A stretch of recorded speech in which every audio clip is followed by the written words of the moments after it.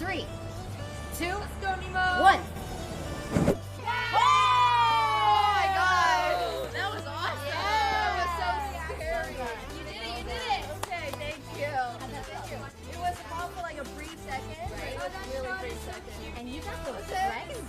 Okay, thank you so much. What do you get when you jingle Santa's balls? Jingle balls, obviously. A white Christmas. I don't get it. Okay. Are you implying that Santa's balls are white? No, don't worry about it. Don't worry about it. What if he tans nude at the beach? How do you know? Maybe he's black from the waist down. How do you know what color Santa's balls are? Oh my god. Okay, don't worry about it. Let's go play our London only match. You should never tell me a dirty joke. I don't like, it's 2023. We should imply what color Santa's balls are. Oh, yeah, Okay. that's what we were, yeah. Is that not the joke? I'm might get that 21 one. years old. I want to get the joke. Can you tell me the joke, please? What's a chess player's favorite TV show? What? Pawn Stars. I didn't write these, okay? Oh god. Oh god. How do you make a chessboard laugh? Check. How? Tell it a nightmare joke. Why did the chess player go to jail? It's really bad. It's really, really bad, okay? Yeah, that's why I gave up on guessing it. Because they can't control their pawn addiction. It does not even make sense. How did the chess player propose To their partner. on a castle? No. They got down on one knee and said, "Will you be my mate?" Uh-huh. I don't think it would work. Yeah, you think chess players are getting girlfriends? Okay. We can skip that one. Yeah. What I have in my hands here Yes. are just some little baby noodles. Oh, they're so cute. So Don't scare the snake. these are month-old reticulated pythons. Let's go ahead and bring them. Yeah, I can hold it. To just support their body. Support their bodies. Yes. You can show them to stream. Hello. We Wow, love they've got long snakies. Okay, I'm not gonna lie. Kind of feels like it's choking me. Oh, she's not holding it. Okay, this is. She's not That's just her trying body to. weight on That's just. She's just this heavy. That's Okay, good. great. My baby I feel like I'm getting choked. Oh my god, Nemo, you are actually fearless. Alright, now I can go on to this side. Can I tap out? Oh my god. No, it's okay. Nemo, I got it. holy moly. Oh my god. So lean forward. Oh my god. This is insane. Happy 420. Do you know what 420 is? 420? Yeah. No. You don't know what 420 stands for? No, I don't. Oh my god, chat. He doesn't know what 420 stands for. Wait, what does 420 stand for? Yeah, it stands for April 20th. Of course. That's what it stands for. Yeah. Yeah. Exactly. You have to update me. Do you know what 69 stands for? Yeah. I do. Okay. 420 is when you Oh, is smoke that- weed. Yeah, and it's like 420. Oh, I think I've actually heard about that. before. Okay. I didn't know it was 420. Alright, you go. I'm thinking if I move my queen here, Oh, wait. Where? like, I'll move it to e10. E10. Where's E10? Wait. Nothing. Wait, where is E10? I'm so confused. Nothing. It's not on the board actually. Wait, was that a nuts joke or something that I missed? No. That'd be weird and out of pocket. Anyway. Look at the chat and Nemo's Twitch channel, loving every minute. 10-6-6. She's gonna have to dodge a lot of bullets here. Pulte for now looking for a king, a 10, or a 7. Plenty of backdoor draws, including the 3-3. Needs a king, 10, 7, or 3, or this tournament is over. And this tournament is over. Nemo gets the job done. She's stunned, but she's the champion. Thank you so much, Pulte. It was a pleasure to play against you. Thank you. Nice job. Oh my god. Spend it wisely. I will. Okay, 5 push-ups. You guys ready? Ah! Oh my god, I'm slipping. Okay, I'm gonna do it against the doorway. 1, 2, 3, 4, 5. Okay, workout for the day done. Oh. Whew.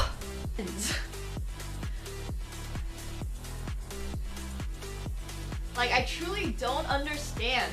Like, where is this leg going? Okay, so I think it goes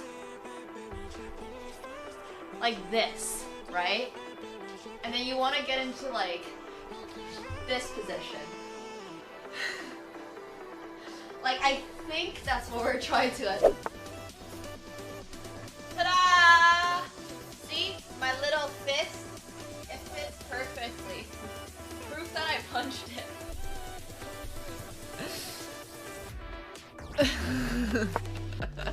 Like, my fists aren't very big. They fit perfectly into each of these holes. And that's why my hand is like beyond bruised. They're quite bad.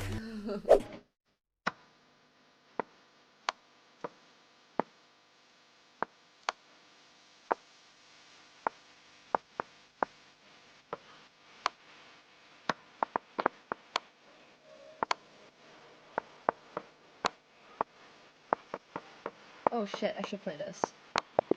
Fudge. Wait, I checkmated? Wow, I'm a genius! All planned! Oh, no, who this is. Your girlfriend? Vertosh's girlfriend? Wait, actually, I was fully joking.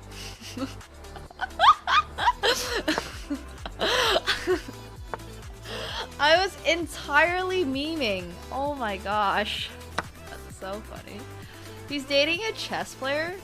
Good for him, I guess. I don't know if that's a good for him in Polish culture.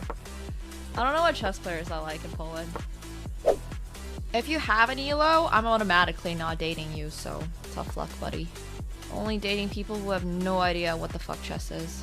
Alright, okay. I'm scared, guys. A little bit. 3, 2, let's go, Nemo. 1.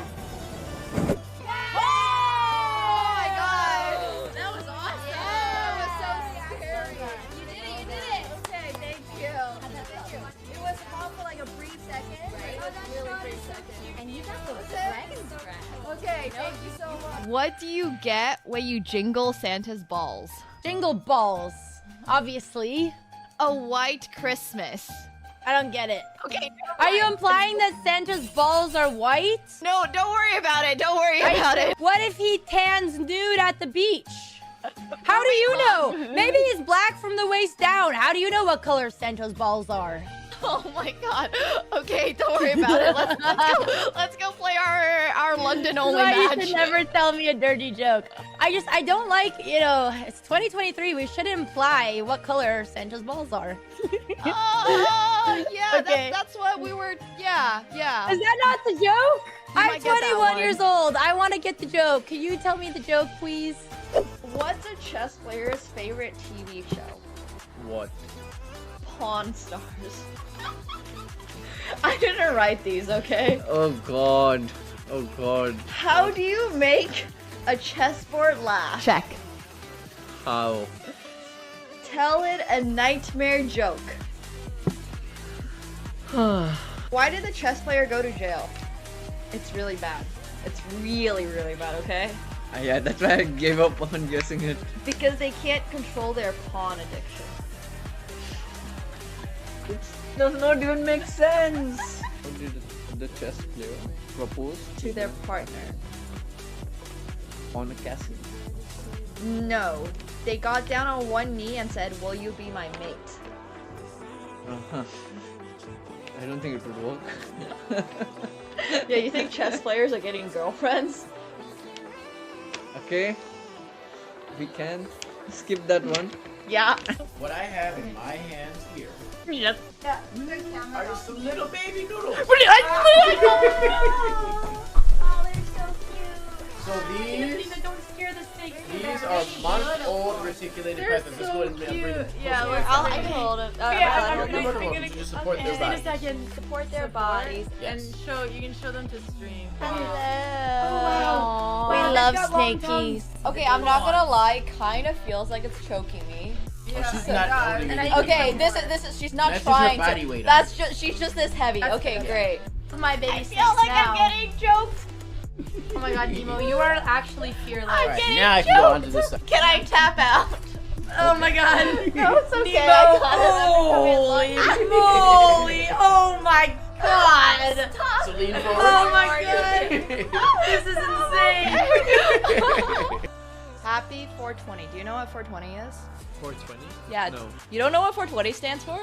No, I don't. Oh my god, chat. He doesn't know what 420 stands for. Wait, what does 420 stand for? Yeah, it stands for April 20th. Of course. That's what it stands for. Yeah. Yeah. Exactly. You have to update me. Do you know what 69 stands for? Yeah. Okay. 420 is when you smoke that's- weed. Yeah, and it's like 420. Oh, I think I've actually heard about that. before. Okay. I didn't know it was 420. Alright, you go. I'm thinking if I move my queen here, Oh, wait. Where? like I'll move it to e10. E10. Where's E10? Wait. Nothing. Wait, where is E10? I'm so confused. Nothing. It's not on the board actually. Wait, was that a nuts joke or something that I missed? No. That'd be weird and out of pocket. Anyway. Look at the chat and Nemo's Twitch channel, loving every minute. 10-6-6. She's gonna have to dodge a lot of bullets here. Pulte for now looking for a king, a 10, or a 7. Plenty of backdoor draws, including the 3-3. Needs a king, 10, 7, or 3, or this tournament is over. And this tournament is over. Nemo gets the job done. She's stunned, but she's the champion. Thank you so much, Pulte. It was a pleasure to play against you. Thank you. Nice Thank job. you. Oh my god. Spend it wisely. I will. Okay, 5 push-ups. You guys ready? Ah! Oh my god, I'm slipping. Okay, I'm gonna do it against the doorway. 1, 2, 3, 4, 5. Okay, workout for the day done. Oh. Whew. All right, hello. Katsko has picked this optimal time to start digging through my stuff. So, hey, buddy, do you want to not dig through my stuff? It's always when stream's starting. He's got his face buried in one of my shopping bags, and I don't know if you guys can hear it, but he's like... Yeah, anyways. That's just what my cat does. But yeah, I hope you guys are all doing well today. Good afternoon. Katsko does know chat likes him, but he still doesn't want to like show his face on stream, which is really strange. So let's see if we can bait him over here to show his face on stream. Buddy. Up. He is shy. He's not that shy. He's just a cat. There we go. We have a cat. Good job, buddy. Good boy. Good boy. I don't think we've had him on stream for a little bit, so here. Treat. Yeah, good boy. Aw, what a little cutie. Did we learn something today? Nope, we did not. We did not learn anything today. He's just gonna run away. He's got that down now. Yeah, I mean, I think it's also because he's well, I don't know. He's very, very, very treat motivated, obviously. He's just peak cat. Oh my gosh! Speaking of, sorry, this is not a treat thing, but I found this today. Remember when we had a big cat tattoo and on our calf that wouldn't fade? So I found these temporary tattoos. They've got, oh, this is the one of my cat. This is the one of my cat. I mean, it doesn't look exactly like him, but it sure does look darn like him. It's, this is like a tuxedo tabby. That's basically what he is. Cats go, don't you think this looks like you? You see this tattoo? Do you think it looks like him? I kind of think it looks like him. Like, this is pretty much what your patterning is, right, buddy? Don't think I can eat that. Yeah, it's true. But anyways, this is a random, well, it's not random. I picked these tattoos, but this isn't even like custom made or anything. I just thought that cat actually looked a lot like him. So, anyways, hello, Opta. Hello. So these are temporary tattoos. They last about 2 weeks. I haven't really thought of anything that is going to be a sufficient punishment enough to get one of these again. So these were actually super annoying. They were like stuck on my skin for 2 weeks. The last time I had one, it was on the side of my cough. It was huge, and everybody was complimenting me, and I had to explain to them that it was not a real tattoo. But anyways, it was pretty cool. So that's like this brand called Inkbox. They just do like 2-week tattoos. They look very real for the first however many days, and then obviously it starts fading, and then it starts looking a little bit like a, I don't know what you call it, like a kid's faded tattoo, kind of that vibe. So it was supposed to be on the arm, but then we realized that my arm is kind of small, so we're not going to be putting any tattoos on our arm anytime soon. Yeah, unless they're really, really, really, really, really small. I have to get one if I decide to play classical chess. Deal. If I have to play classical chess again, I'm gonna get an actual tattoo. I'm gonna get a real one, and it's going to be, never mind.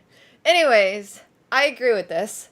Yeah, we're gonna punish ourselves if we ever play it again. The punishment. Look, if I ever agree to play classical chess again, you guys should also just be like, I'm also gonna be forced to run a half marathon. Actually, a full marathon. If I ever fucking agree to play classical chess again, I'm forcing myself to run a full marathon. I'm gonna force myself, because then it's gonna be double the pain, but at least at the very end of the day, we're gonna be in the best shape of our lives training for this marathon. Instead of training for the tournament, we're gonna train for the marathon. So, yeah. Full marathon isn't enough? Okay, how about this? We do a triathlon. It's the most lost situation I could ever imagine. So let's really hope we don't enter that again. Okay, how about this? What's something that is very likely, if I push myself to the limits, actually kill me? I guess going to space. No, going to space is pretty safe these days.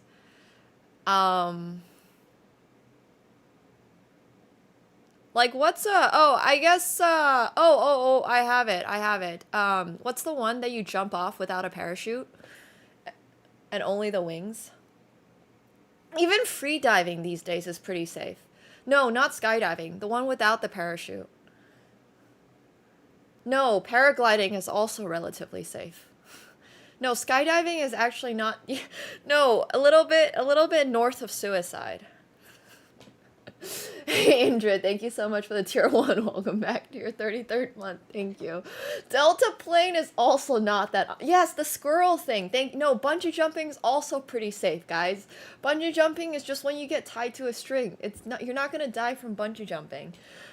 It's the one where you jump off with a suit. Base jumping. Thank you. Yes, base jumping. Base jumping. If we ever sign up for a classical, if we ever participate in a classical chess tournament, I am forcing myself to go base jumping the day before. I don't care where the tournament is. I don't care if there's no mountains around. I'm gonna go to Switzerland and go base jumping. Yeah, with the winged suit. That is my, what do you call it? Like my testament to not wanting to do it. That's how much I do not want it. That's my, well, it's not really punishment. It's like the best of both worlds. If I die, I don't have to play the classical chess tournament. If I live, then at least I can tell everyone at my classical chess tournament that, hey guys, yesterday I was base jumping. Seems like a win-win to me. Exactly, Falcon, you got it. Sounds reasonable to me, honestly. I think that is basically how we can go about it. I think the reasoning is awesome. Who knows, maybe I'll be addicted to base jumping. Maybe I'll get onto like Red Bull for base jumping. I'm in a very base jumping mood, Noctate. I'm in a base jumping mood. You can take what you want from that. If I survive, I can brag to everybody about it. Yeah, here, I'll show you guys a really quick video of what base jumping looks like. It's the best thing ever. Well, okay, I don't actually know if it's the best thing ever. It looks insanely scary. People in Scandinavia love to do it. It's like, I don't know, this is just one of those things where you either are going to be into it, or you're either gonna die, or you're gonna be like, ain't no fucking way am I doing that. And there's honestly a lot of people that do it, and a lot of those people are also obviously trained professionals and Red Bull athletes and stuff like that. It's not really an activity that people just kind of snap their fingers and do, but this is actually one of my bucket list items. I want to go base jumping one day. I don't have that many mortal fears, other than being burned alive or being buried alive. Those are like my two mortal fears. So, yeah. Anyways. This is what base jumping looks like. I clap. My body and my brain is like working together, and the clap is like a little wake-up thing. I'm pretty sure it does not have a parachute, but maybe they have a parachute. But it's this. You just like jump off a mountain in a blanket. This is what I'm gonna do the next time I have to play a classical tournament. Before the classical tournament. Oh, there's a parachute deployed at the end. Oh, okay. The wings will fill up with air. It's like this soft, embrace your inner flying squirrel, yeah. Motion. It doesn't feel that fast. Actually, this is how I arrived to the tournament. Exactly. Oh my god, yes, this would be the best. Oh, you know what I should do? I should skydive into the tournament like Tom Cruise did into the Paris Olympics. How crazy is this? This is one of the cooler things I've ever seen. Than anywhere else on the planet. You're missing the point here, Bob. The point is that it's a 50-50 whether or not I survive, which means it's a 50-50 whether or not I have to play chess endless possibilities to satisfy her obsession. New character arc unlocked, yeah. Oh my god, have you seen this? I've actually seen this. This dude jumped from the stratosphere. That's also insane. I mean, I'm never gonna get to do stuff like this in my life. Cool way to go up on a mountain and then a literal gamble. Fly off of it. How cool would that be? It feels like a privilege. Bro, if a dog can do it, I can do it. Life isn't that. I'm just saying. Look, they're getting this dog to do it. The joy we have is just off the chart. We love it up there. Will this joy lead to harm or death? Aww. It is kind of fucked up. I assume the dog likes it. Almost made me crumble when I started putting the dog on my back. Nothing's gonna happen to her. I'm ready. I'm not gonna blow this flight. Dude's dog hates it. 20,000 pounds of straps. We're good. I can't believe he's actually doing this. The things I have to go through to be a good boy. Damn. Ready? 3. I mean, the dog is so securely tucked in.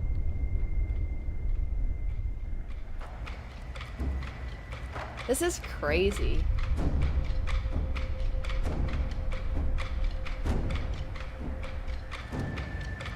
Ask Katsko if you would like to participate. I don't know if Katsko would like to participate.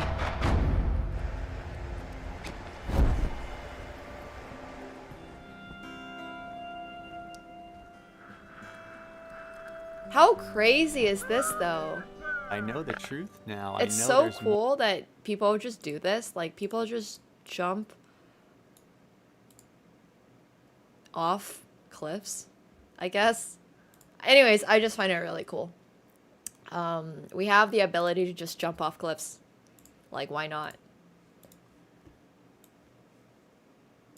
Weird sentence, right? I mean, just think about it. 50 years ago, people were still trying to figure out how to, well, okay, a little over 50 years ago now, I suppose. But yeah, I mean, it is really cool.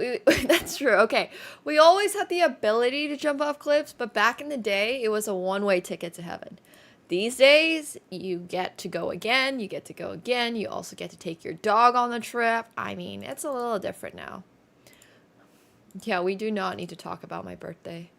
Oh my gosh, I am so not ready for it. No, you definitely need a license to do it. Obviously, they're not just going to let you go base jumping the very first time on your own. But that being said, it's also not the hardest thing to do. I mean, I bet there's probably more people that have, actually, I don't know. I don't know if it's more people that have gone base jumping in their life or people that have become grandmasters. But yeah, I'm turning 23 again. I've decided that 23 is the sweet spot. We don't need to be a day older than 23. We don't need to be a day younger than 23. Thanks, Cronus. Thank you. Thank you, thank you. Oh, no, did he? That's sad. I used to do pole vaulting. I mean, pole vaulting isn't exactly the world's most dangerous sport, but that was my way of getting over my fear of heights. I was like, you know what? I'm tired of being afraid of heights. Let me go pole vaulting. And I think pole vaulting was a lot of fun, honestly. Hey, Lazia, thank you so much for the 17 months. I appreciate that. Thank you, thank you, thank you. Not high. It's like 2.5 meters, maybe. Not high. I never got really good at it. Which is also sad, but okay. I'm gonna sneeze. Bob, you need to spend some time in Finland. I'm just letting you know. If you have not spent time in Finland yet, and you're introverted, and you don't like people, she's fine. I love that voice shack, that she's just fine. I'm totally fine on flights. I have no problem with flights. Like, flights are honestly chill. I have nothing against being up in the air now. I can look down at buildings that have those, like, clear grounds. I live really high up. I'm not afraid of heights or anything. So it's pretty nice. And like I said, I have exactly 2 mortal fears. Being buried alive and being burned alive. And then probably the other one, the third one, would be having all my body parts chopped off as I was bleeding out to death. That would probably be the third one. I'm not afraid of drowning, actually. There's, it's a bit of a long story, but when I used to swim and stuff, I used to just, like, stay in the water for as long as I could until I would start choking, and then I would come back for air. And it would just be like, well, how long can I stay underwater and hold my breath for? So, as an adult, I have found out there is actually a sport for this, and the sport is called freediving. Not saying that they're trying to, like, choke themselves in the water. The freediving is when you try to, well, There's a lot of ways you can free dive. But basically, I found out that this is actually a sport as an adult. So anyways, going free diving or learning, like going to a free diving camp at some point in Bali is now one of my biggest goals. That's so cool. I scuba dive, which I already think is really fun. But with scuba diving, you have a tank, right? So it's a little different. With free diving, you're really just out there in the element, like no oxygen tank. You're just, I think it's really cool. But obviously to hold your breath for a significant period of time, you gotta train a lot. And I actually watched a documentary on Netflix recently that was so insanely sad. I can't remember the name of it now, but I think it was, yeah, The Last Breath. Oh my god, I cried. I literally cried, I think. Yeah, I was like, this is so crazy. But The Last Breath has really inspired me to do freediving at some point. So, yeah, I said that I was going to go freediving last year, and I didn't do it. So this year, this is the year that I'm going to go learn how to freedive. I think I showed clips from that one, yes. I also mentioned how Egypt has one of the craziest scuba diving and free diving spots in the world, which I think is really, really intense. Yeah. Free diving is really hard. It is. It is. Scuba diving, I will tell you, is probably a lot easier, but they're also completely different sports, right? I think... Yeah, I know. One of my dream trips would be to go visit the pyramids in Egypt and then go over to the Red Sea to go scuba diving, or in this case, I guess free diving. We'll see if I actually get to a point where free diving is fun. The other issue with free diving is where I feel like if you are not that good at free diving, it's not that fun. Does that make sense? Like, when I was a kid, it sure wasn't fun choking on salt water. Like, being able to only stay underwater for about 40 seconds just ain't that fun. Oh my god, Grumpy, that's so cool. So, for me, yeah, exactly. When you get, like, 5 meters down, you're choking on water. It's just not that fun. It's kind of like chess. Being bad at chess is sometimes a bit of a disaster, but once you get a little bit better at chess, it can actually be sort of fun. And then the problem is, it's the same thing with freediving. I feel like if you're terrible at freediving, you're just kind of there, going down 1 minute at a time, having to resurface, going down a minute at a time. So yeah. That's so funny. Yeah, exactly. If you're not good enough, you probably won't be allowed to dive the fun spots. You probably won't be allowed to do the arch thing. Anyways. Today, exactly. It's like today we're gonna go free diving in this swimming pool. Like, all the fun things in life take so much practice and takes so much training and takes so much effort, and I'm just like, but what if I just wanted to be good at poker, to be able to play, you know, 100, 200, and it takes so much money, and yeah, anyways, I definitely think that it's one of those things where I would definitely say if I was better at poker, I would like it even more. But also, it's so much more stressful, I guess, once you get better. But anyways, freediving chess. I've suggested this idea. The problem is finding somebody willing to go freediving, I guess. And just, yeah, but anyways. That's true. Well, I mean, yeah. I guess you can either be rich in life or be good at things in life. Those are your two options. Fair enough, Uncultured. Fair enough. Yeah, me too. I would honestly just try to stall out the game so my opponent can drown. That would be my goal. Not literally, but like they have to go up for air or something. I have been contemplating recently what life is about. Well, I do think that the most important thing... Oh, speaking of, we're gonna continue our 200 no limit grind later. I popped this chart out in Discord, but basically this is my... Wait, this is not a good... There's a lot of poker tournaments on GG Poker, which is actually the site that I am sponsored by. But I just wanted to show this chart for a really, really brief second because this is my 200 no limit graph over the last month. So it's about 1352 hands. And it actually shows that I have an all-in EV of $121. Whereas, as you can tell, my variance is not great. I'm running under EV, but I'm just really happy that over 1,300 hands, I am, well, first of all, roughly even, and also shows that I'm winning slightly. So, it's pretty cool stuff.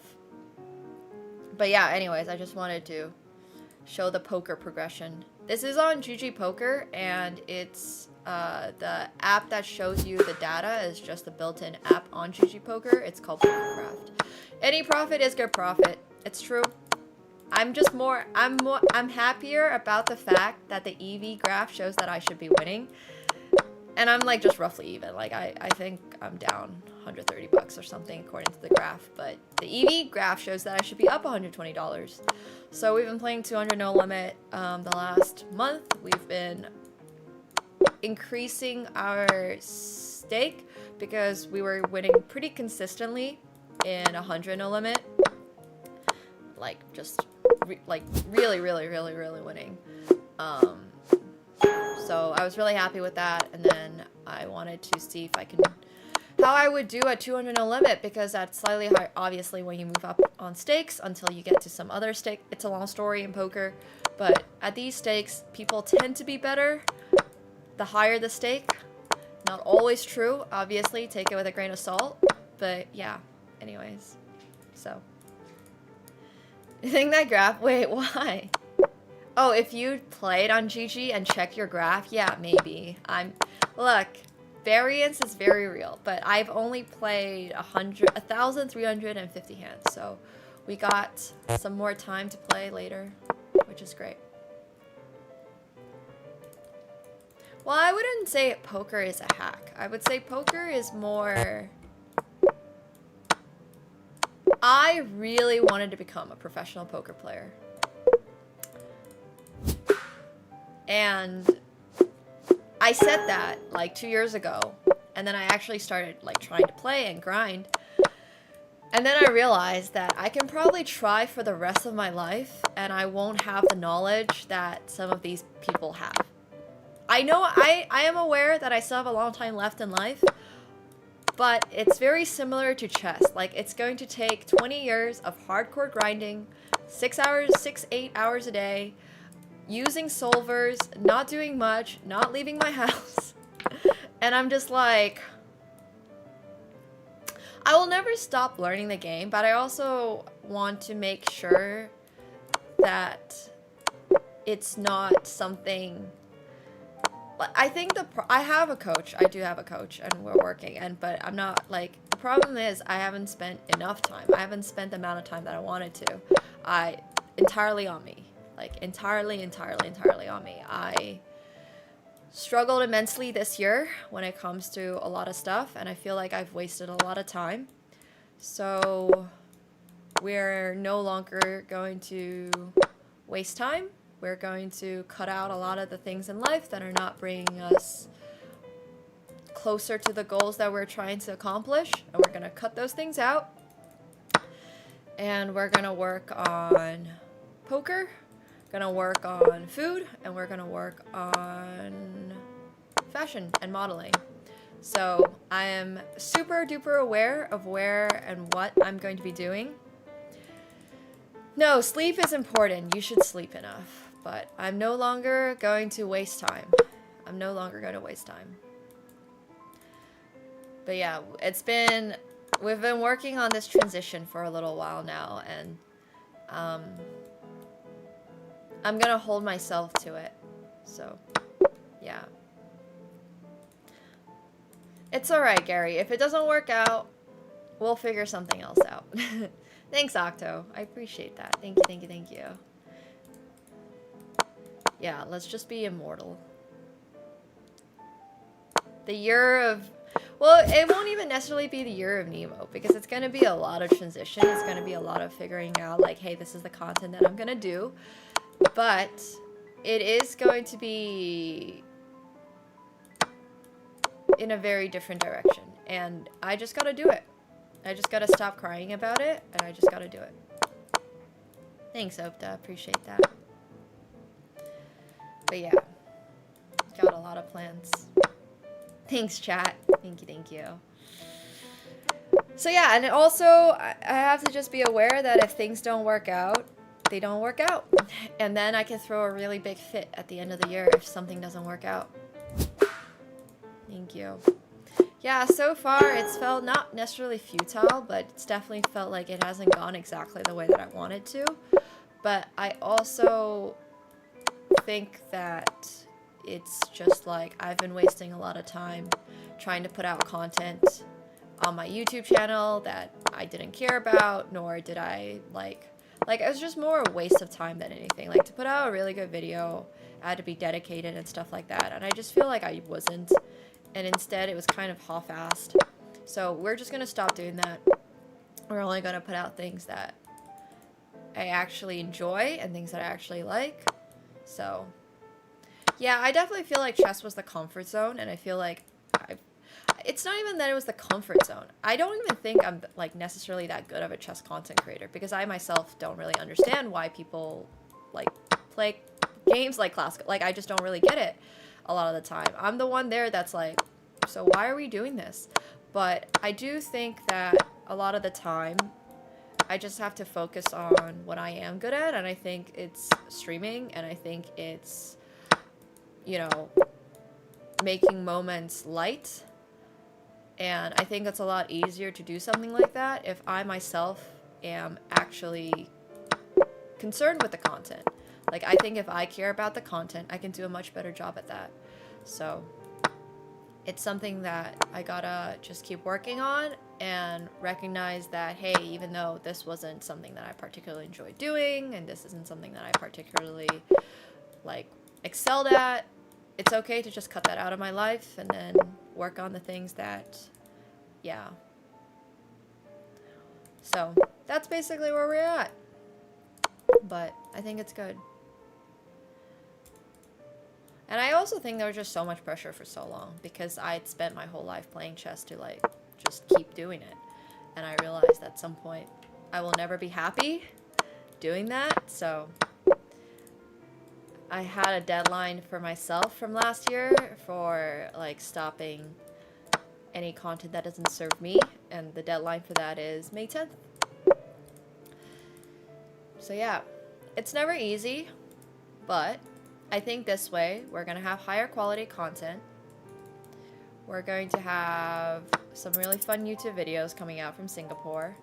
We're going to have some travel vlogs. We're going to get more photo shoots done, and hopefully the rest will fall in place. So I do think too much. It's true. I need to just do it. I 100% agree. I just gotta be like, all right, not doing this anymore. Bye. You know? I think that's very legit. I think that's like definitely the way that I want to go about it. Just gotta, nope, not doing that. Peace out. Bye. So yeah. I'm definitely, I mean, I don't think I'll always be able to do things that I find fun, but I definitely think that there's ways to take things in a direction that I don't hate it. And not hating it is probably the very first step. Yeah, I agree. It's not that easy, but also I think that my mental is at such a bad place that it's getting really easy. Like, I don't have a problem anymore. Like, I ain't happy, so it can't get worse. If that makes sense. It's just like, yeah, no. It's alright. But I actually do think, yeah. Thank you. Alt stuff, I appreciate it. Thank you, thank you, thank you. Yeah, exactly. If I bottom out, it's only up from here. Yes. Knock on wood. Knock on wood. I do, but I think it's important that things are good. I think quality control is really important, and I'm gonna start quality controlling a lot of things. I think if I personally cared more about the stuff that I'm doing, then yes, I think it's gonna look better, it's gonna be better, and more people will care about it. I think that's very natural. So, yeah. I think that's alright. I just think that it's... I'm aware. Just aware.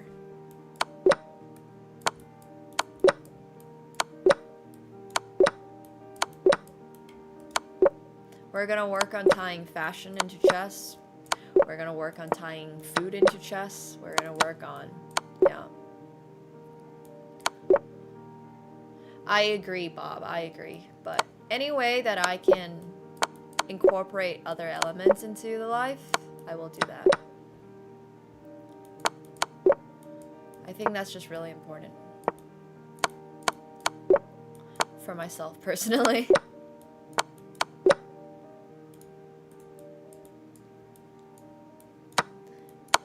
It's gonna be a long journey, but... oh, there's so many restaurants that I plan on visiting. I already have a list of Greek restaurants that I'm gonna go to in Athens.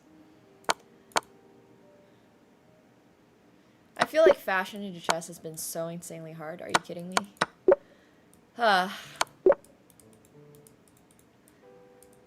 It's much easier getting fashion people into chess than it is getting chess people into fashion. I'm not gonna lie.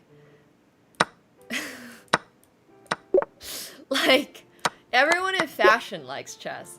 People in chess are just kind of like... nah, jeans is too much. Nepo got fined $200 for his jeans. Yeah, I agree. Like, there's always that accurate thing. Exactly. And I'm just there like, bro, it's a fucking pair of jeans, man. Well, I think that it's, like, once again, you're going about it the other way. A Birkin with chess pieces on it isn't gonna get chess people into buying the Birkin. I'm sorry. First of all, mostly because chess people are kind of broke, so they're not gonna afford a Birkin, for the most part. Alireza, this is why I speak so highly of Alireza. I love Alireza's style. If more grandmasters dress like Alireza, that would be great. But you can see the type of comments that Alireza gets when he dresses the way he does. It's so sad. People are like, oh, if he didn't spend so much time on his clothing, I bet he'd be a better player. It's like, nah, bro just played a bad game. Like, relax. Just criticize him for his game. You don't have to drag his fashion style into it. Like, I think that's what annoys me so much. You can dress well and be a good player, and you can dress well and be a bad player. And both can happen. And it doesn't necessarily have that much to do, like, with your clothing. And I think it's also 100% okay to not take chess that seriously. Like, it's also okay. I actually don't think that he's taking chess that unseriously. But sure, maybe he's not taking chess as seriously as Gukesh is. Whatever. Like, that's a low blow, bro. If you're saying that someone's outfit is the reason that they're losing the game, let me tell you, they're probably losing that game regardless of their outfit. No offense to Alireza. That's more my point. Like, you can be bad at chess wearing a fucking t-shirt and jeans. I was so thrilled with Pancake. Oh my god. Anything fashion related in chess, I'm just happy about. Right, exactly. That goes down the weird rabbit hole. Like, if you focus more, shower less. Right. Like, I definitely think that if you're gonna be bad, you might as well look good at it, right? Oh my god, Alireza's shoes, all that. There's so much. I don't think it's necessarily cringe that chess players have to wear suits to play chess. I do think that it takes away a little bit of the flexibility of being trendy and fashionable. And have I ever told you guys how much I dislike checkers as a pattern? There's times when brands like Versace and Louis Vuitton with the Damier series and their bags do it well. But for the most part, if I see checkers on, like, loud checkers, like, you gotta understand, like, big, white, black blocks, I'm just there like, oh my god, this hurts my eyes. Please, can we get this off? But like Aronian type shirts, checkers can be done well. I recently found this Missoni pillow for 358 bucks, which is not going to be something that I'm going to buy, but I do think the pillow looked nice. It's only a casual 380 bucks. So I saw this in a home store recently, and I think this checkers pattern looks beautiful. Am I gonna spend 380 bucks on a pillow that's about this size? Absolutely not, no. But do I think it looks good? Yes, I do think that this checkers pattern looks good. But this is kind of the problem. Like, if you're doing checkered patterns, a lot of the time it's going to be extremely, like, high fashion, if that makes sense, for it to look well. So, for example, here you can see Versace Spring Season 2023, which they're no longer putting on here, so I'm gonna have to go find something else. Versace Spring 2023.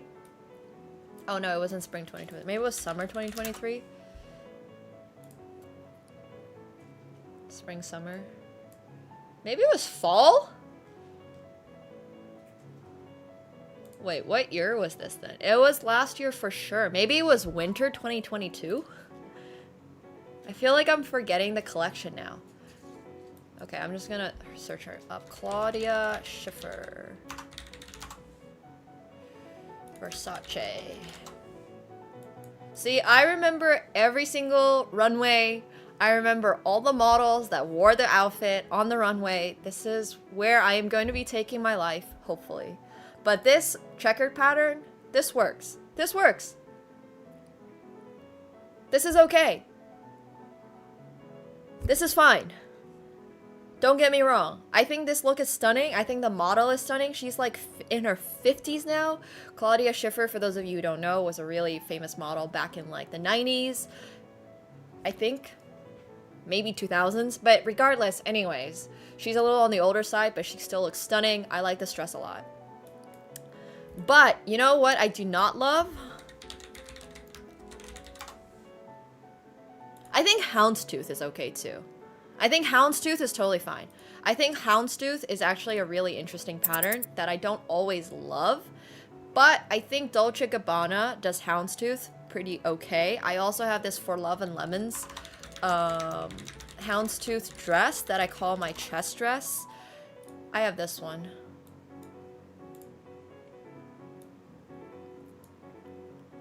And I think it's like okay. I don't love it. Oh wait, you guys can see it.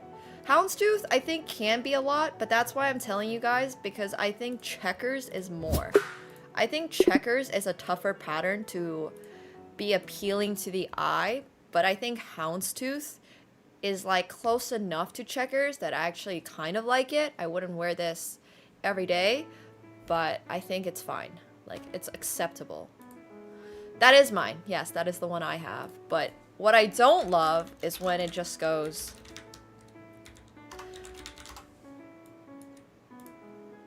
And it's okay, obviously, to disagree with me.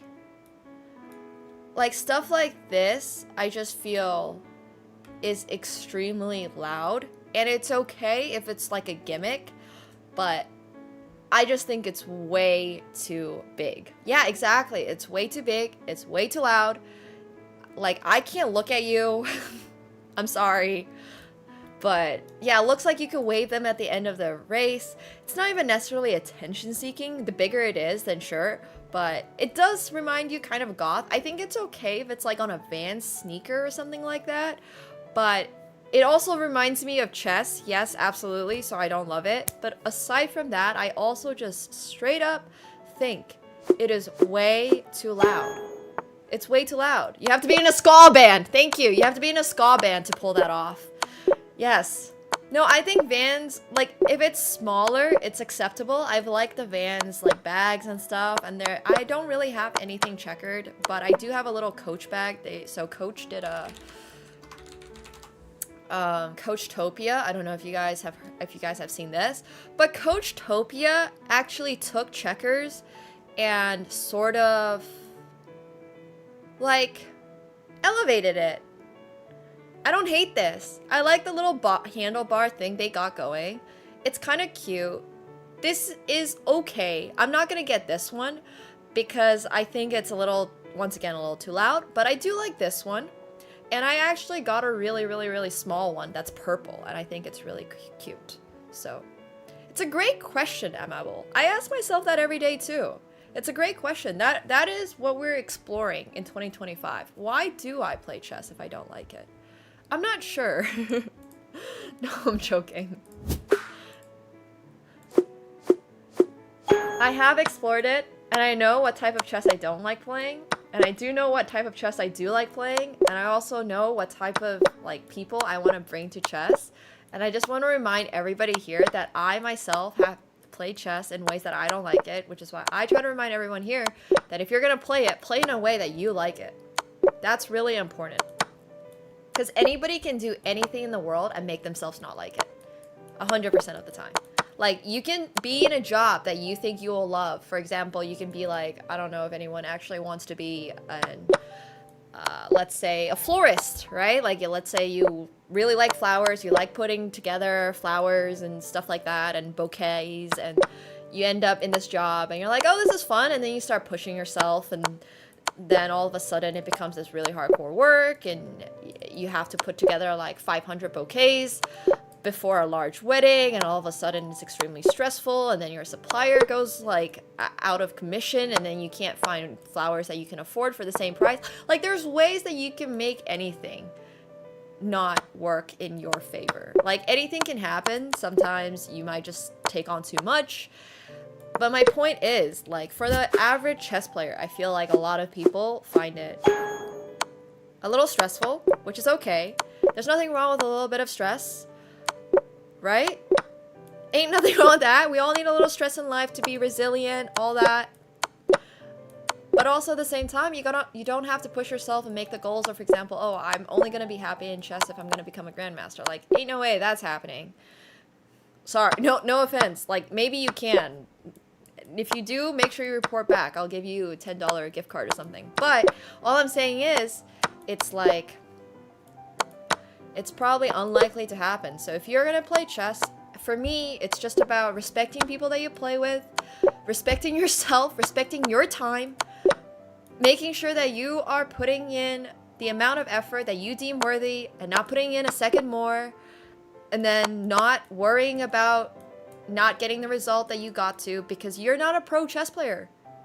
I know it's hard, but I've actually talked to a lot of people about this, and I think it's really important that it's not just about like competitiveness, which as somebody who is extremely competitive, it took me playing 5 years of League of Legends and then finding poker to channel the competitiveness out of chess, which is really helpful for me.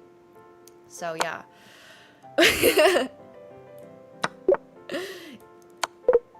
My recommendation would be that you don't get a chess lesson from me and just get a chess.com membership and do puzzles instead.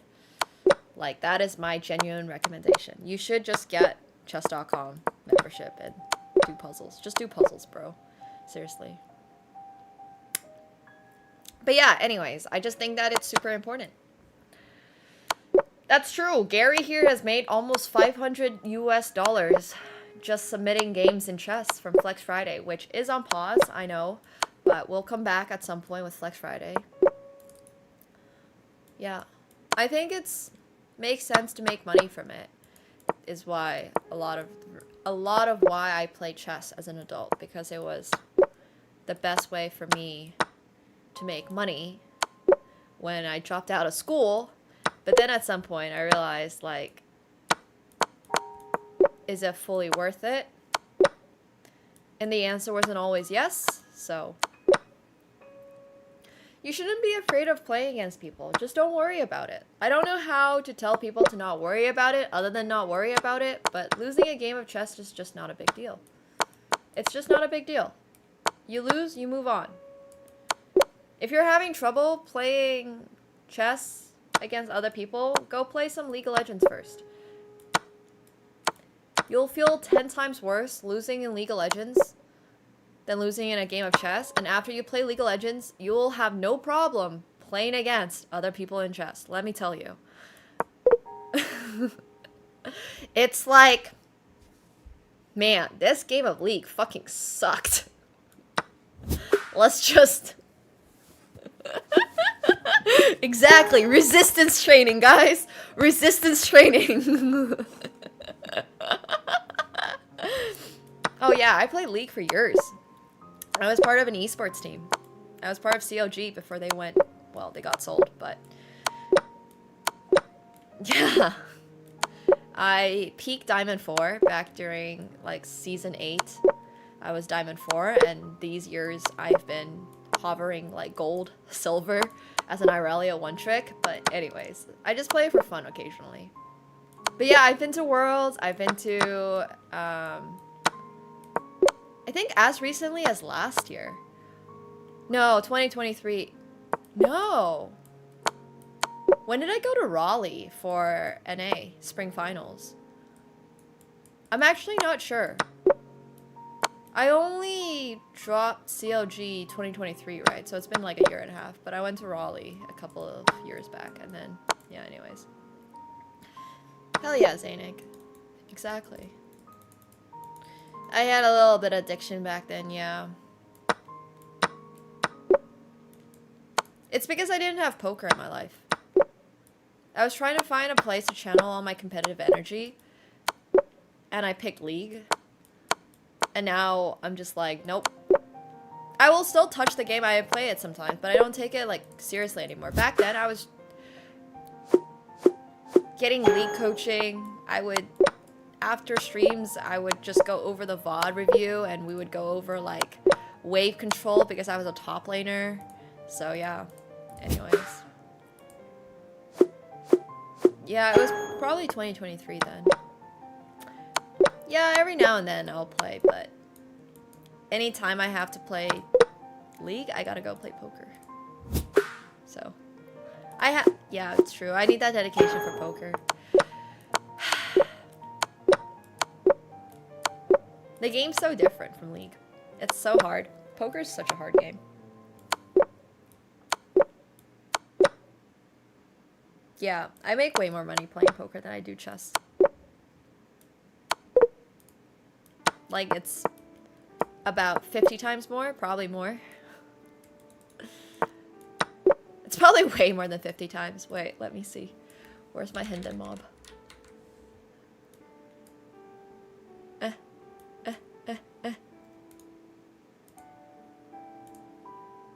Oh, you'd be surprised. I do. I stream poker. Like, we're gonna stream poker in an hour. Hinden mob. You know what they should? They should do Hinden mobs for chess players. And it would just be like Magnus Carlsen with like $50 million and everybody else has like 5,000 bucks. Not literally, but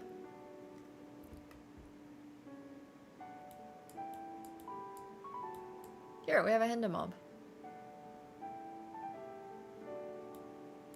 If anybody cares. 53,000 in total live earnings.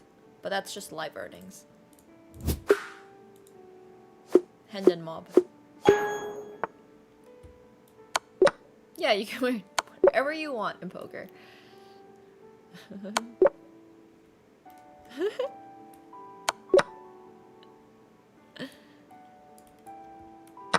I mean, I have no strong thoughts about beginner learning chess. You can play it if you want to, you can not play it if you want to. The only thing I'm required to say is you should sign up on chess.com. That's where you should be playing chess. If you're not signing up on chess.com, then what are you even doing?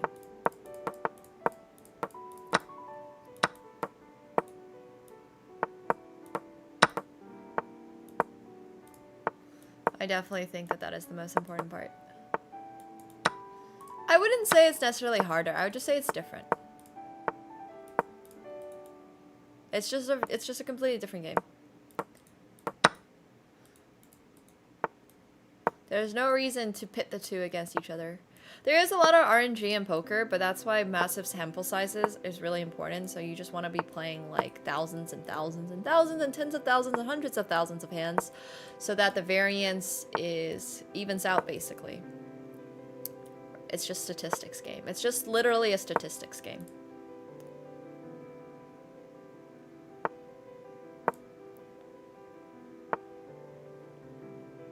There's also a lot of variance in League.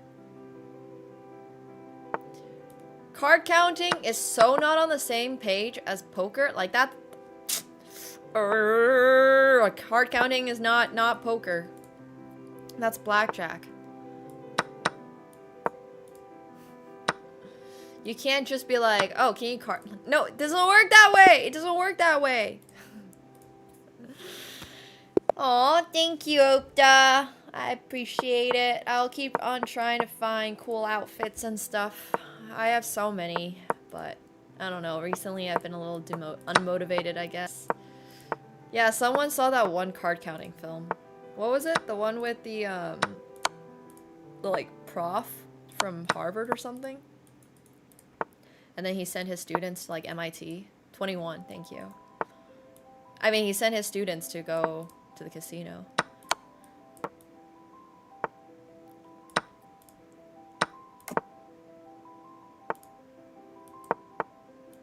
I mean, if you want to become a poker player to make money, it's not really something that I would straight up just advise. I would definitely advise just trying it out first and seeing if you like it and all that stuff, because it can be a really, really, really hard game to make money in. Like, unbelievably hard. Am I saying that it's still probably, like, easier than chess to make money in poker? Close. I mean, you just gotta win online, you know? So, hey Rosa, thank you so much for the prime. I appreciate it. Thank you. Welcome to the pool party. The 21 movie I thought was based on an MIT prof who, like, taught his students how to beat the games or something. I mean, I could be wrong. I haven't watched it. But I thought that was the plot line. Maybe you'll be one of those people who sunrun their entire career. Yeah, it's true. Yes, yes, absolutely.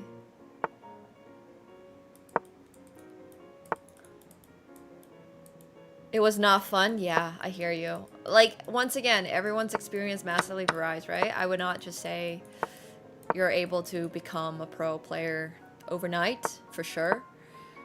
Sunrun is when you get extremely, extremely lucky. For a multiple... You can sunrun one tournament, or you can sunrun, like, your whole life, or you can sunrun for a month. Basically, it just means getting really lucky. Like, winning all your all-ins. For example, if you have ace-king versus aces, winning ace-king versus aces, and the next time you got jacks against queens, you win jacks against queens. Next time you got kings versus tens, you win kings versus... Like, just continuously winning your all-ins or low, like, high variance spots is sunrun. Yeah. I think it's hard to become a pro in anything. So, once again, yeah.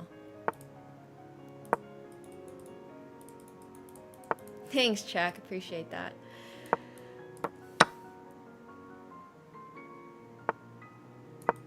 Right now, I'm a little bit worried that most of my good poker hands are when, you know, you have got like one brain cell and it hits one side of the wall and then it's like, oh, ping, good play.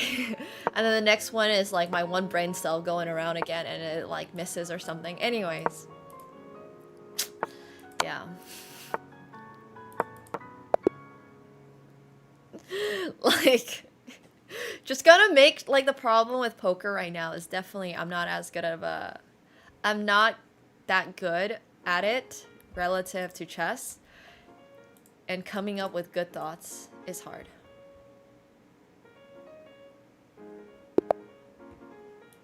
Coming up with good thoughts is very hard. I would say it depends on what stakes you're playing, Kit, and, like, how seriously you're taking it and all that stuff, because obviously it's massively depends, but and also how long you play the game for. If you play the game for 5 hours, let's say, right, it's probably gonna be a lot of luck with your friends. Like, let's say you're playing one night New Year's Eve with your friends, with your buddies. Yeah, it's gonna be basically RNG. But I've played draw. I've played like Omaha, I've played Badoogie, I've played Seven Deuce, I've played Pineapple, I've played, yeah.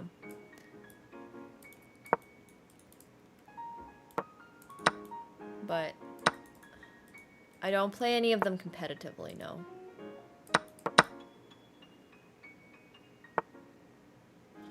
I am very much Hold'em.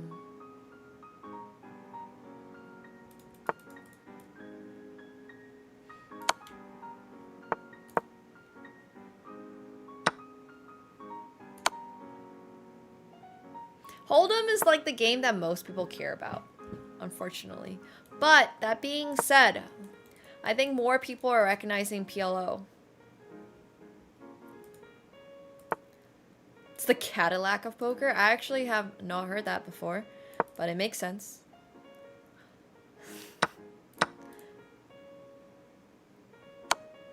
How do you still not know what PLO is, Bob? You have a 2-year subscriber mark. We have played PLO on, well, we have played some variant of Omaha. No, I've played Omaha on stream. Not like a lot, but I have played a little bit of Omaha on stream.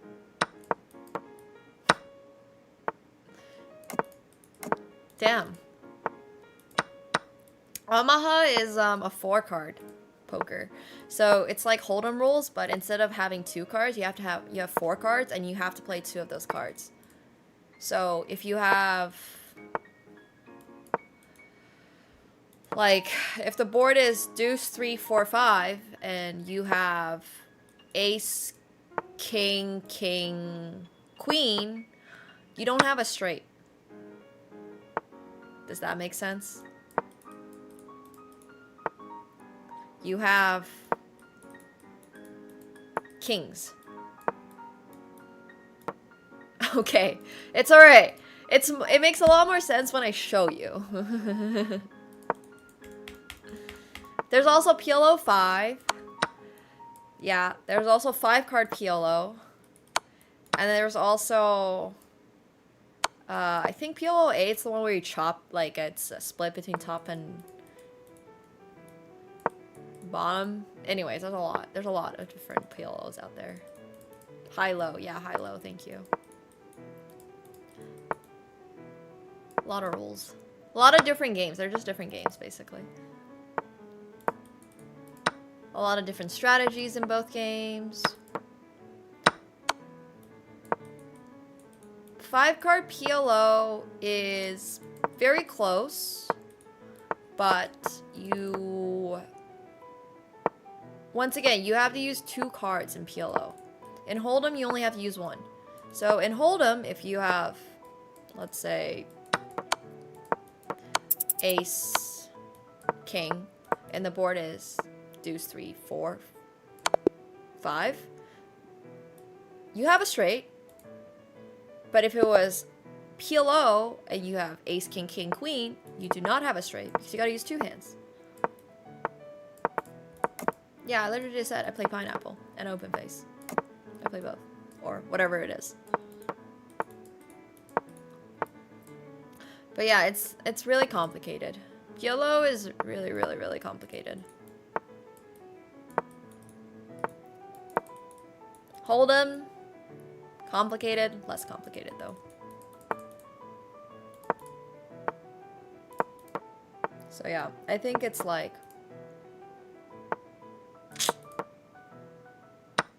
you know, whatever floats your boat, right? Not everybody in the world needs to like the same thing.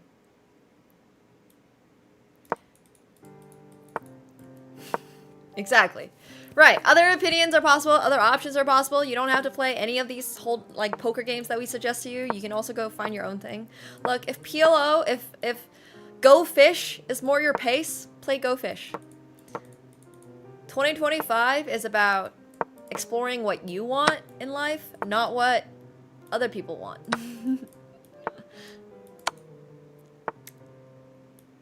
That's the most important thing. You can play some high stakes Go Fish if you would like. You can play it for, yeah, just play some high stakes Go Fish. Not a problem.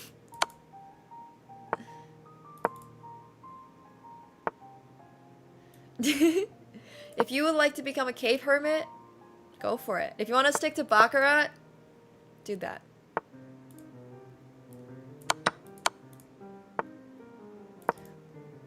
Life is very much a build your own adventure. Or it should be, at least.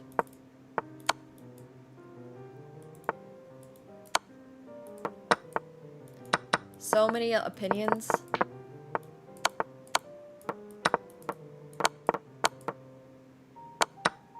Ah. No, I flag with 0.1 seconds.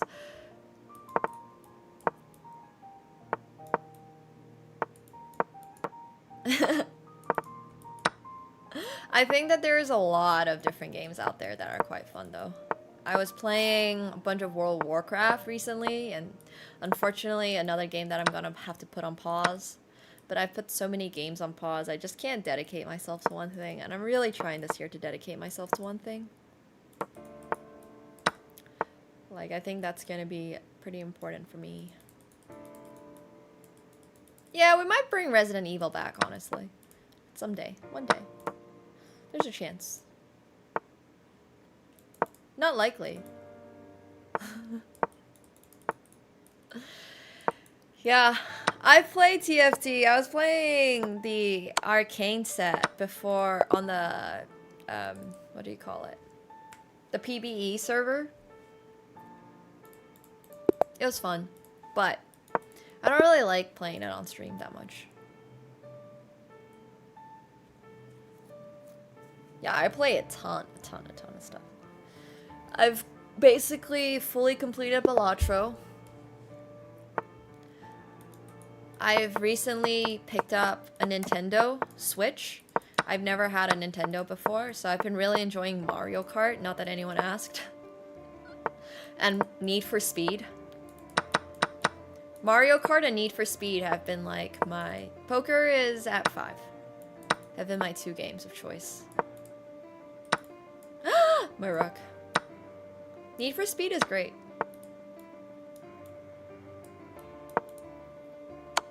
No, I've looked at both PoE and Marvel Rivals, and neither game have been... Like, Marvel Rivals seems interesting.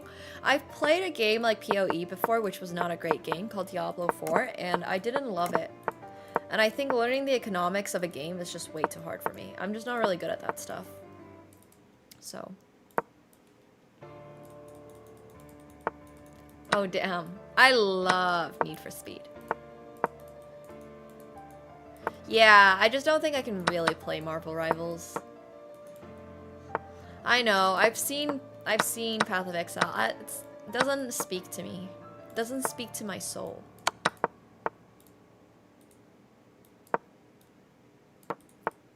But I just don't think I can play Marvel Rivals. I think it's too much running around. It's so much... like first-person action. I'm probably gonna be quite dizzy.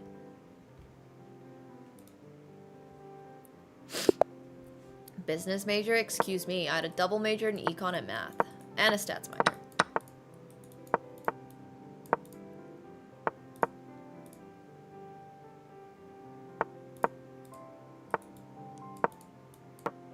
Not really business.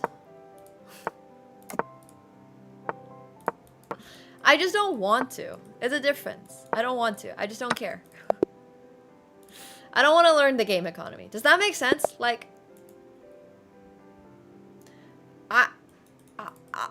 I want to just play the game. I don't want to worry about how much I need to put into this to get, like, what is the best return on my divine orbs or whatever. Like, I just don't want to figure that out. I just don't want to. If I'm going to do something econ related, I'd rather have it be real world. Like, I would rather just do stock trading or, like, look at some bonds or, I don't know. Like, it just, if I'm gonna do, like, maybe I should do my freaking taxes. Like, you know what I mean? I just think PoE is interesting. I agree. I just think that I'm gonna, like, struggle.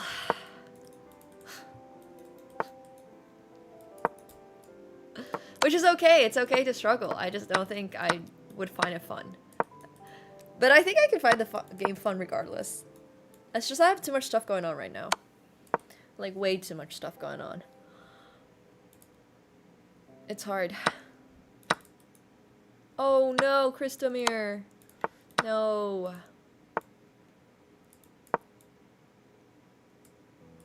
Yes, yes. I just can't look at guides. I've never been a look at guides and play type person. And I should be. I should be. For every game I play. Every game you play, from poker to chess, you look at a guide before you play. I don't know. I just can't get it into my head that I need to be looking at a guide. I really do not love looking at guides.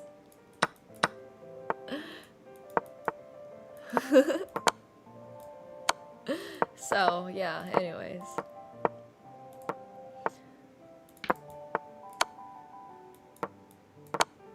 I think, like, it would be fun, but it's the same problem with League. If I was actually good at League, I'd probably play it so much more. Yeah, to each their own, right? Some people love looking at guides, some people love being good at a game. I can't say... Like, I would love to be good at a game, but I kind of just want to win at the game, if that makes sense. Like, it would be fun to be good, but I don't really care that much if I'm good. I just want to win. I don't care about the journey. I only care about the result.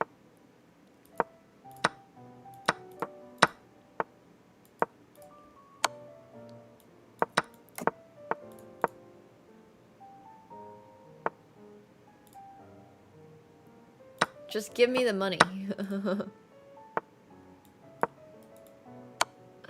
Right, exactly, uncultured. It's like whenever people ask me, oh, do you want to become a grandmaster? And it's like, yes, but I don't want to put in the work to. Oh, I've played Black Desert Online. I like Black Desert Online. Black Desert Online was great. I love that style of, like, RPG. Takes a lot of time, though. For sure. Doesn't seem very easy.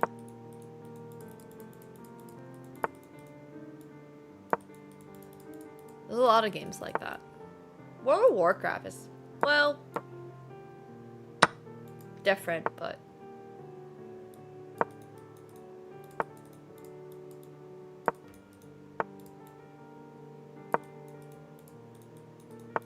I think anyone in the world can become a Grandmaster.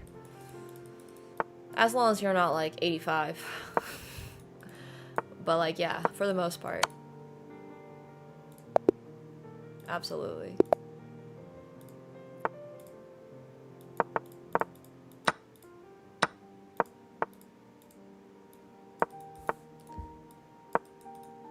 You just gotta be willing to sacrifice, I don't know, 15 years of your life, $20 million, and your soul. But you can do it. Well, I think for Levy to really actually become a Grandmaster, he'd have to drop everything. Like, he'd have to drop YouTubing, which he's not going to do. He's going to have to really commit to playing all the tournaments, which he's not going to do. I think his life is, you know, I hope he's happy, all that stuff. I just don't think it makes that much sense for him to drop everything and go become a Grandmaster in life. I think he's good.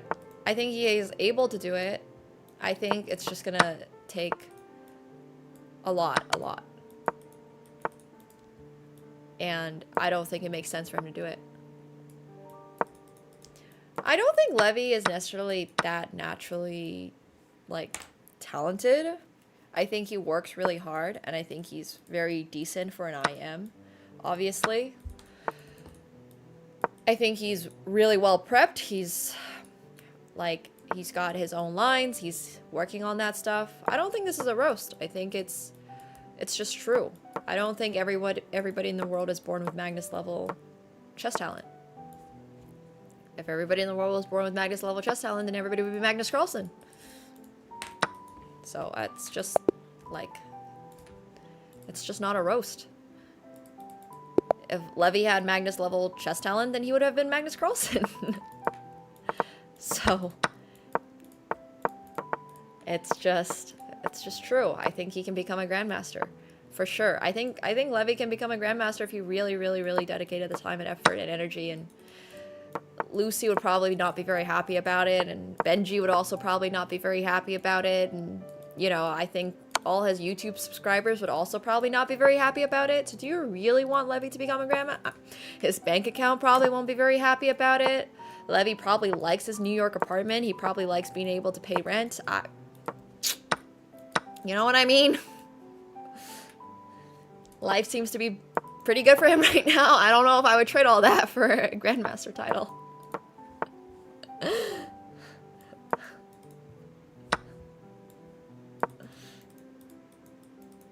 If it's his dream, then sure.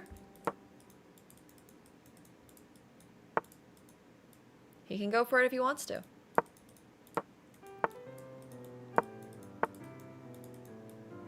And that's alright.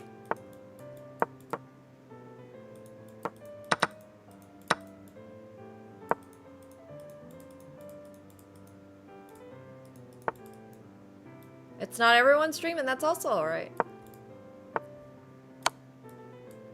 I don't think so, Toodle-Doo. I don't think anyone's gonna care if Levy is... Not that anyone... I think it will mean a lot to him, and it will mean a lot to people in the chess community, but I also don't think that anyone who watches his videos thinks that Levy is a bad player. So for all sakes and purposes of being an educational chess content creator / drama reactor, I just don't think it matters. I think, if anything, his brand will be ruined by taking time off to become a grandmaster. I think the only way that it makes sense for him to become a grandmaster is if he could do it while making content off of it. And I'm just being really realistic here. I don't think it's something he can do while working on YouTube. And that's okay. And I think he can do whatever he wants. He's a grown-ass adult man. Exactly. If he wants to go for Grandmaster as part of his maybe goal, whatever, you can do it.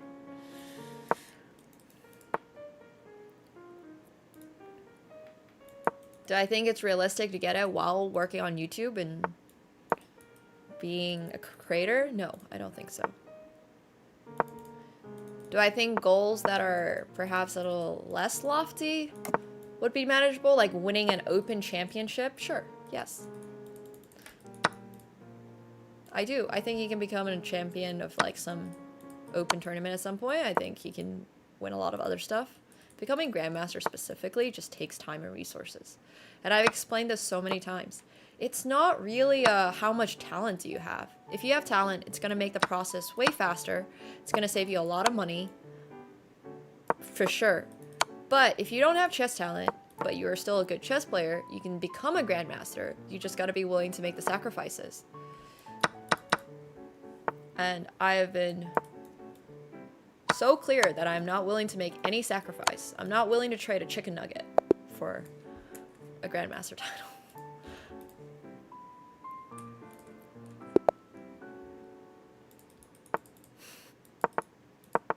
Like, give me my chicken nugget. At least a chicken nugget I can eat.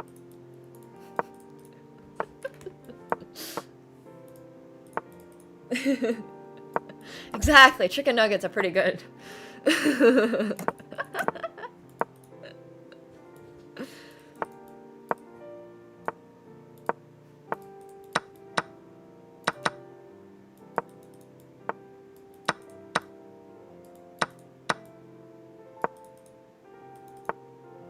Yes, absolutely, Sin. Absolutely. Yes. That's what I try to explain to people.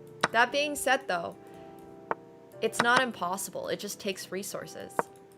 chess isn't like tennis. If you're trying to start tennis at Levy's age, while I'm sure Levy has athletic prowess and is fairly fit and, you know, all that, being like almost 30 trying to become a pro tennis player is pretty much impossible. Yeah, like, let's just be real. Unfortunately, physical limitations are so real. But in chess, it's really just a mental, like, it's a mental thing. And on top of it, it's just really, really, at the end of the day, how much are you willing to bash your head into the wall for this? I should make a chart that's like how much you're willing to bash your head into the wall chart. That's just like, this is how much you have to bash your head into the wall to become a chess grandmaster. This is how much you have to bash your head into the wall to become a pro poker player. This is how much you gotta bash your head into the wall to become a pro league player. Like, I just think that these are just things that are very objective. And obviously, if you're like, unfortunately, if you've never played chess before and you are also have never done anything strategic before, it might be a little harder for you, but it'll take about like, yeah, it'll take about like 10,000. More than 10,000. It'll probably take about like 100,000 head bashes to become, yeah, how many doors would you have to smash to become a pro poker player or a pro chess player? It's just expensive, man. It's just expensive. And thank you, Roka. I appreciate the 12 months. I appreciate it. Thank you.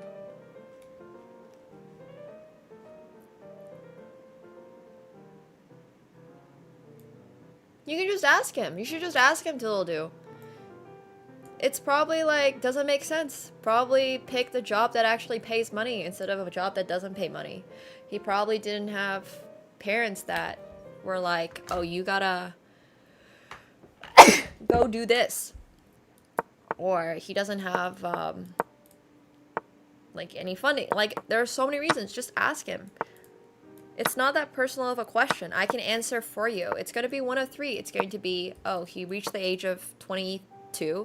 His parents told him to go get a real job because unfortunately chess is not going to pay. And he was like, no, I'm going to give this one more year. And his parents were like, okay, we'll let you take this one more year. But after that, you know, gotta be a little realistic, right? Like, we can't afford to pay your bills for the rest of your life. And he's like, okay, one more year. He didn't get his last GM title, so he decided to quit and then is now your professor. Option B, his parents pushed him to play chess his entire life, or like, if you become a grandmaster, you're gonna get into Harvard, and after that, you're gonna have an amazing job. You're gonna be able to work on Wall Street. And he was like, okay, mom. And he goes and does it for until he's like 18, maybe 19. Maybe his parents gave him another year and now he's 20 and he still is missing his last title. And his parents are like, okay, well, you know, the funds have unfortunately dried up. Your mom and I are on the verge of having a divorce. How about you just go to this college? It'll be fine. You're still gonna have a pretty decent job once you graduate. Okay, we tried. That's option 2. Option 3 is that he personally was super invested in becoming a grandmaster at some point in his own life. He maybe picked up chess at around 5 or something and was like, Mom and Dad, I really want to become a grandmaster. And they were like, okay, sweetie.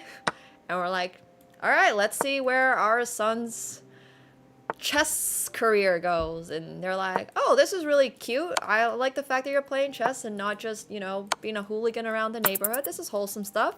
All right, we'll take you to some tournaments. I'm really glad that you're enjoying this, son. It's great. This is awesome.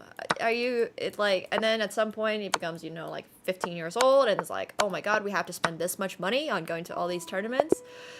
You know what? I'm really glad that our son likes doing this.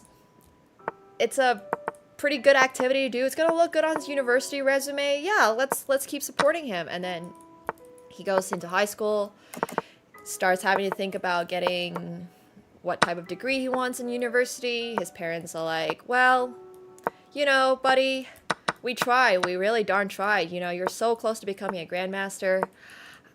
I think we did our best. And the son is like, you know what? I agree, Mom and Dad. Thanks for supporting me. I will go do my degree in math and I'll become a professor at university. I hope you guys feel proud. And they'll be like, oh yeah, we're always gonna be proud. Like, see, there's so many different ways that you can become like a really good chess player, but not choose to go become a grandmaster, because I think it's just so insanely hard to just become a grandmaster. No, I just play for fun, yeah. But those are 3 examples that I just gave you. No, I'm just sharing experiences that I've heard so many other people share with me.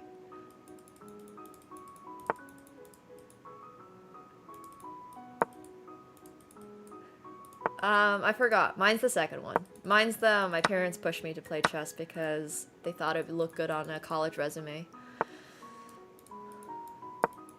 That's the one that I did.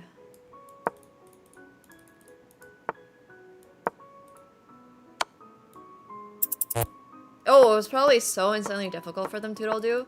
That's probably a passion project. If you grew up in Colombia, that's probably a passion project. That's so incredibly hard. Mad respect to him. He should be, I mean, unfortunately it's kind of hard. I don't know if he's proud of himself. I hope he is. I really do. For sure, Finn. Oh yeah, absolutely, I'm able. But I also never really liked playing the game specifically on its own. I was always really competitive. It's not the game itself that was like, oh, this is so much fun. It was more just like, oh, I get to be really good at this one thing and base all my self-worth on chess. Let's go for it. What could go wrong? That's more what I did. So yeah, I mean, it's fine. It's not like when I was a lot younger, I thought it was fun to do puzzles and chat with friends and stuff like that. And then I realized at some point that this was not worth it, but I just kept doing it.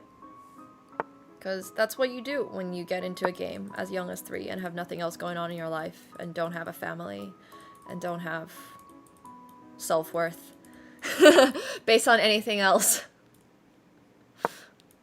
I just didn't know better. I never like got told that it was just a game. For me, it was always like, oh, if you win, you don't deserve food.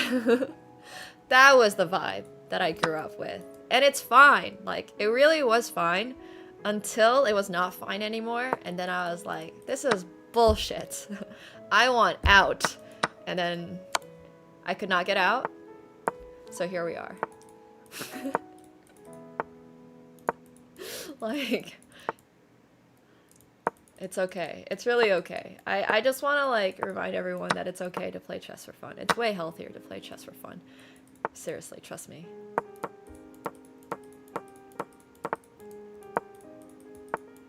Yeah, there were some very dangerous mindsets I got into, like not eating if I lost a game, or... Yeah, there's a lot. Anyways, it's not that important anymore. That was me every single time I was at a tournament. I was like, y'all are having fun? And it's okay. It's okay to sometimes realize that this is not what you wanted to do, and that's okay. That's life sometimes. Yeah.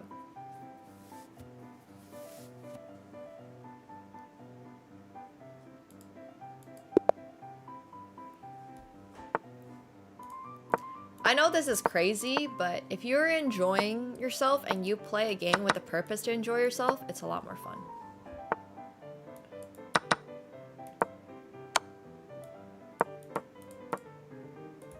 I know. Newsflash. I know. But...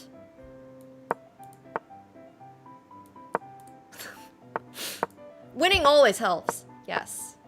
But... even if you don't win... like, even when I was winning, I wasn't having fun. So at some point I was like, bro, why the fuck am I doing this? Anyways, let me tell you, sometimes winning doesn't help. I was just like, I don't even like it when I win. So yeah.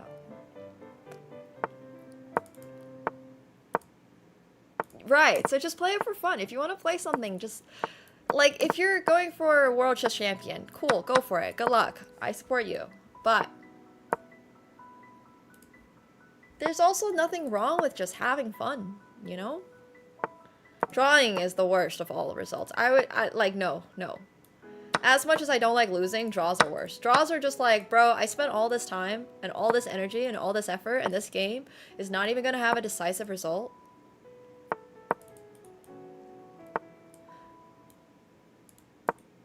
Dude, that's literally why I played Oncology. I was like, I am Canadian Women's Champion. I can't let anyone else take that title. I unfortunately lost that year, so. Anyways. But that is literally why I played some of the tournaments I played. I was like, I don't want anyone else to win this title.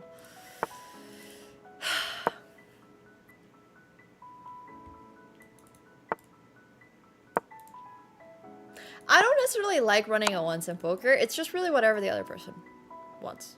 I don't really care that much about, like, running a once or twice. Because I understand it's a variance game. It's just how many hands... Like, for me, running it twice is just adding another point on the data chart. Does that make sense? Like, I just don't think that it's that important to me.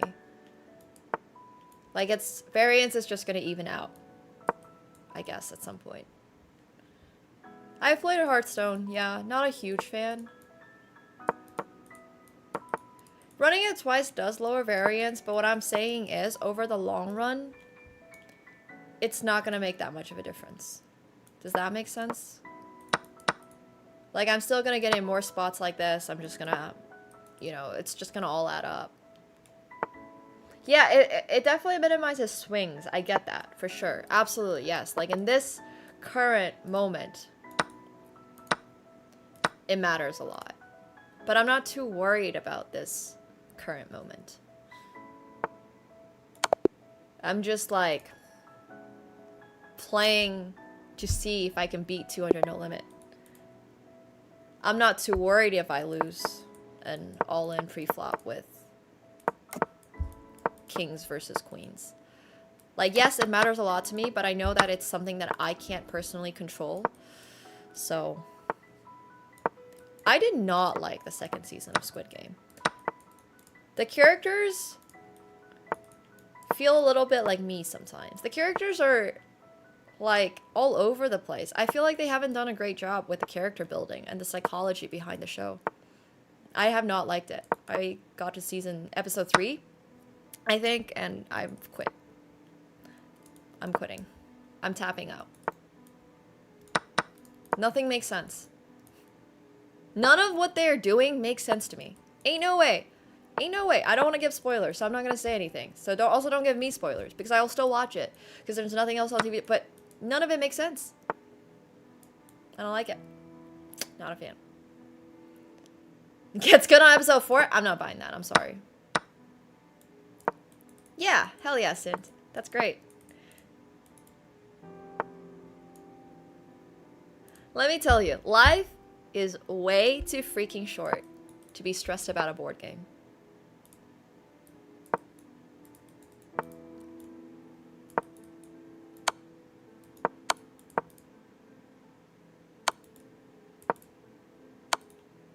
It's way too short.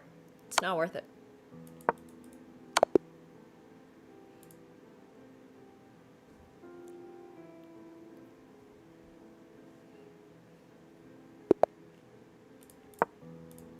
Ain't no reason.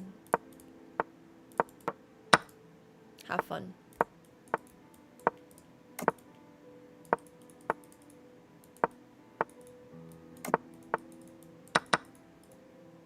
I agree, Gary. Oh my gosh. Same. Freaking same. Which is why this year we're no longer going to waste time. We're going to cut out all the things that did not benefit us.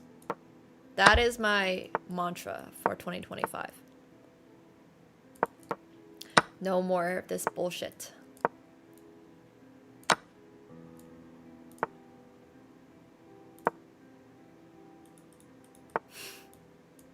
Good for you, Uncultured.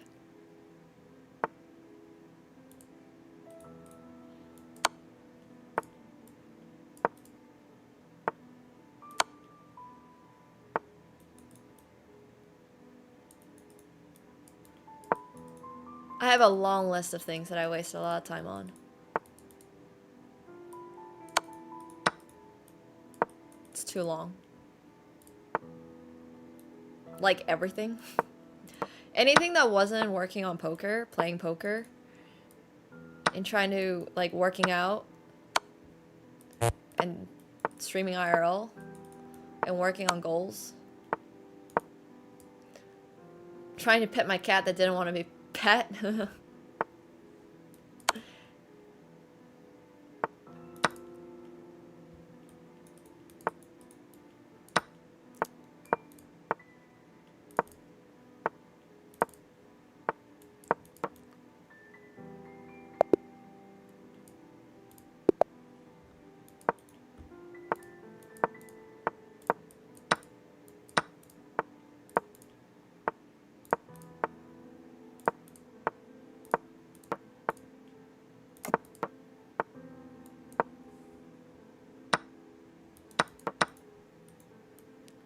Hell yeah, Fresh Prince. Good. I love it.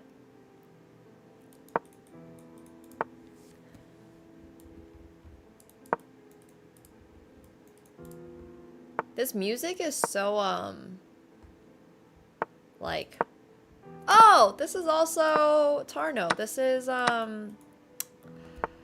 Kretchik's girlfriend. Hola.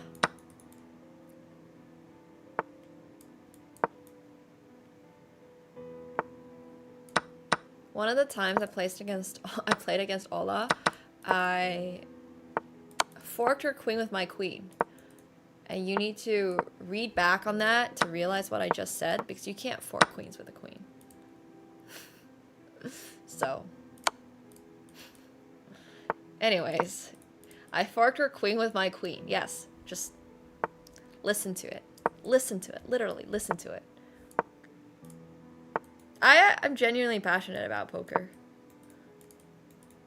I love poker. It's the game that I would have... Forking her queen means I stuck a fork and put it in her queen.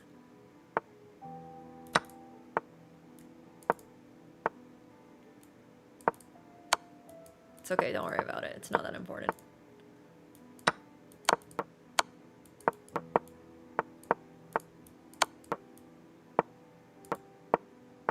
It's really not that important.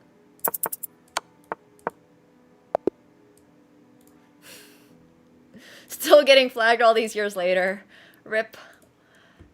Ola. Thanks, Okta. You too.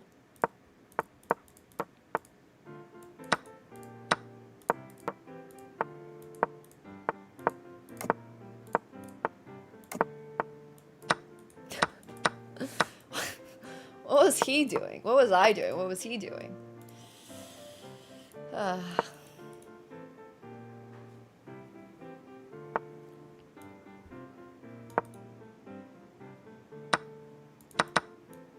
never played this game before. Should I? There's so many games to play.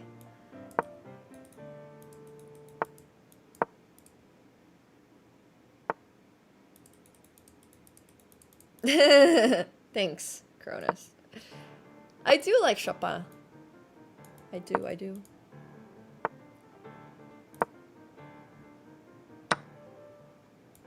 Hell yeah, excellent. Did you watch the TikTok with my cat? Or are you just making that comment?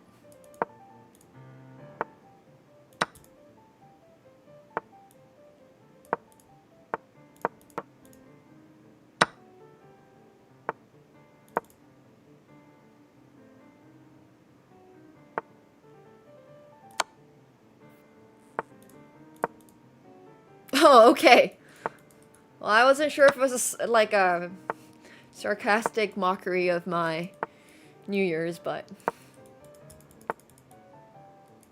Why does this guy just keep giving me free rooks? My favorite game to play for free time is probably poker. I actually haven't even really logged into, like, League or anything recently. I just... like in my free time, it's just like, all right, how do I get better at this? I'm gonna be so obsessed with poker this year. I'm gonna be obsessed. It's true. If he had a third rook, he would have actually given it.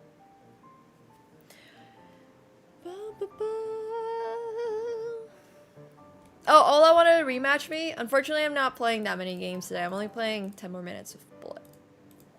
I know, right, Xylin? What the hell is happening? Oh my god! Abort, abort, abort, abort. My chess.com is going haywire.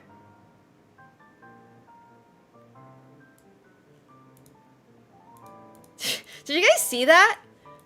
It like just...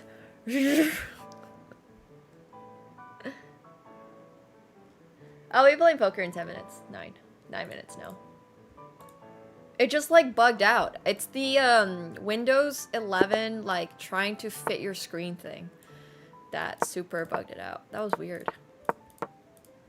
I think that was more of my Windows issue than it was a chess.com issue. What a tragedy.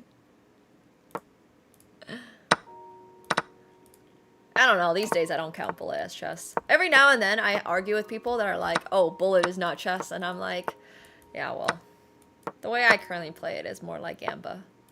There's more gambaing going on in my Bullet games than there are in my actual poker games, for sure.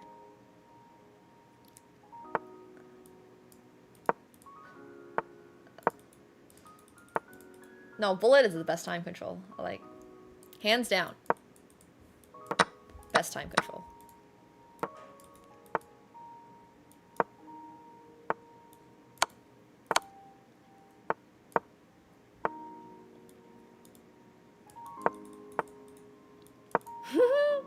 Exactly, Gary.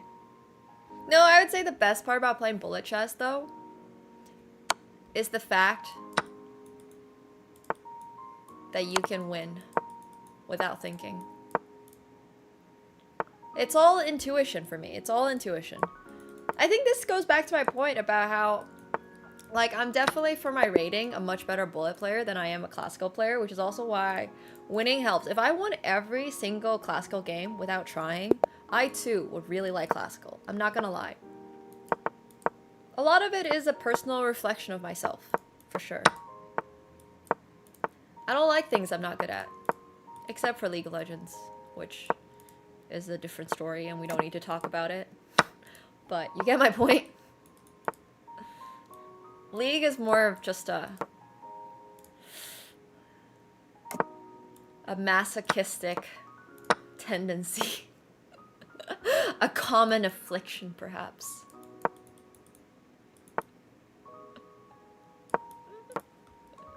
Exactly. I'm good at masochism too.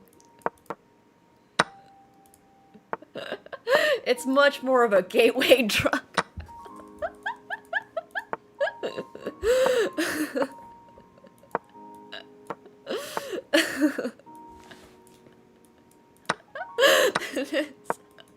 I don't know, man. League is in its own world. Why can't you be both? It's 2025, man. You can be both these days. No, I'm joking.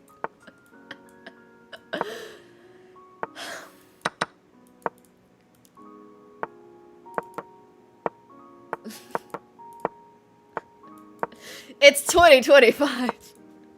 Ravishing, do you play League? Because I want to put together some 5-man League groups.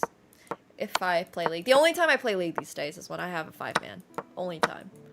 I refuse to play it any other time. So every now and then, like every month or so, I'll put together 5 people. And if you're interested, I'll add you on the list of people that I'll reach out to. What made me better at poker and chess? Well, it's very obviously being willing to bash my head into a wall. Oh, you play with Raz. Tell Raz I said hi. Raz is the best. My fellow Canadian. Yeah, I'm still in Ireland. I mean, we don't need to talk about... We really, really, really don't need to talk about the... But, like, honestly, if you want to get good at chess, here. I have a cute little diagram that I'm gonna flash up on the screen at you guys, because this is gonna explain This is Nemo's chart of head bashing. Okay, look. You want to get good at chess. Okay, let's say you're starting at... This is your time versus X amount of head bashes. Okay, does that make sense? So time versus head bashing. And I call this the head bashing chart because it's really important to remember that a lot of chess, a lot of poker, a lot of these like more competitive strategic games, the real difficulty is making the time to do that. So, when you first start out, you're also starting out at 0. You're terrible at chess. You've never, you know the rules. That's it. What do? Well, you need to go on chess.com and start doing your puzzles. And they're going to be actually kind of fun when you first start out. I'm not going to lie. Chess.com puzzles are kind of fun. So it's not that much head bashing. It's only like a little bit. Sometimes you'll get stuck. Sometimes you'll be like, what the heck? I don't know how to do this. What's the solution? And then you'll be like, ah, shoot. That was so easy. I could have found this checkmate in 1 in my sleep. How dumb am I? So not that much head bashing. Okay. It's fine. So you go along your merry way. You're still kind of here. It's okay. And then all of a sudden, you hit 1,000. Okay, you hit 1,000. What do we do now? For some of you, you're gonna be naturally good and you're going to deviate from this graph that I'm gonna show you, and it won't take you that much head bashing for you to hit like 1,500. And you'll hit 1,500 just doing your chess.com puzzles. No problem. So this is one plot. But for a lot of people that hit 1,000, all of a sudden they're like, I can't get better, I can't get better, I can't get better, I can't get better. And then they go backwards, and then they can move forward. And then they move backwards, and then they move forwards. Sometimes you might drop all the way back here to go all the way back up here to 1,100. You see? On the head bashing chart, well, you can't move back time, but you get my point. So, anyways, all of a sudden, for some people, it goes up like this. And you're very, very, very, very unhappy with your life and the decision to have set a goal for yourself to get above 1,000 in chess. And now you're an absolute head basher. And maybe, just maybe, you'll find like, oh, actually, this is going to work for me. I'm going to play the London and the London only. A little less head bashing. You hit 1,500. Cool. You've been working on your puzzles. You've picked one opening to one trick. You've gotten to 1,500. Nice. Now what? For some people, they're going to take the London and go all the way over to 1,800. And that's okay. And that's good. And that's fine. That's solid. Well, you got to be really, really, really good with your tactics to get a 1,500 London. Let's be real. And then, exactly. And then you watch your favorite content creator. And then you just go like, straight line up. Because you're trying this new opening. And you're not making it past 1,500. In fact, your rating at this point is hovering between 1,000 and 1,600. And you're like, I just lost 400 points in one night.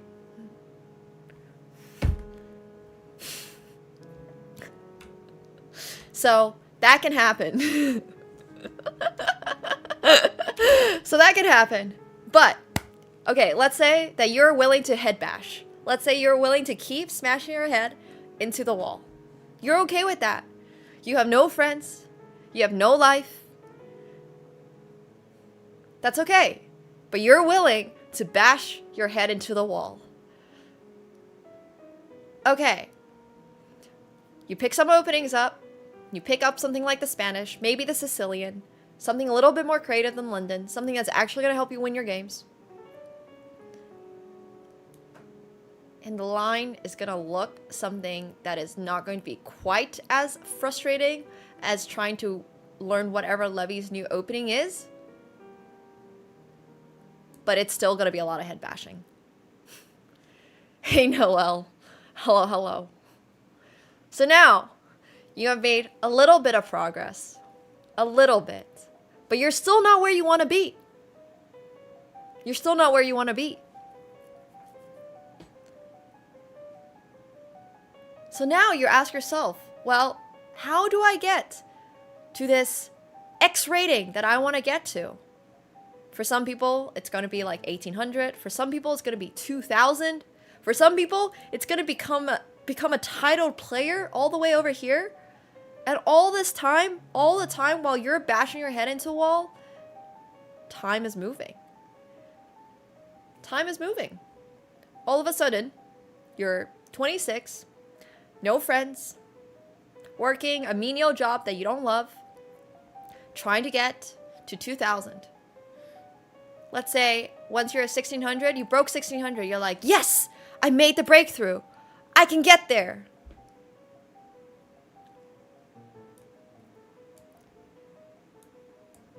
Now, you're 1600 on chess.com. You finally pick up the courage to go play a real game of chess, a classical game of chess. A classical game of chess that you can finally get your FIDE rating. So then you go and you play a classical game of chess, and your very first rating is 1000. No, I mean, you obviously can't go back in time, right? But you understand. So you go from online chess to in-person chess, and you're like, wow, I thought I was good. And you're not good. But that's okay.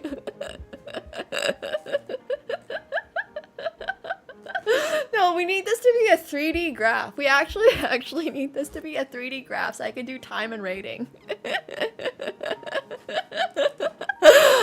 But this is my point. So now you go play over the board trying to get your rating as a FIDE rating, like what people in the classical chess world deem as a real rating. So then you go. It looks like this. You're very unhappy. And you're like, ah, fuck, I should quit. But then you're like, no, I want to be Magnus Carlsen one day. So, we started down here. It was okay. You started playing FIDE tournaments, so now you're here. After a little bit, you actually start improving. It's a lot of pain. It's a lot of money. It's a lot of effort. You finally hire a coach. Bastion head increasing.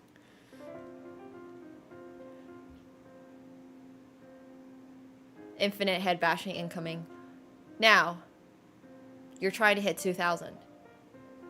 You're 1500 FIDE. Do you know how hard it is to hit 2000 FIDE from having never played chess in your life?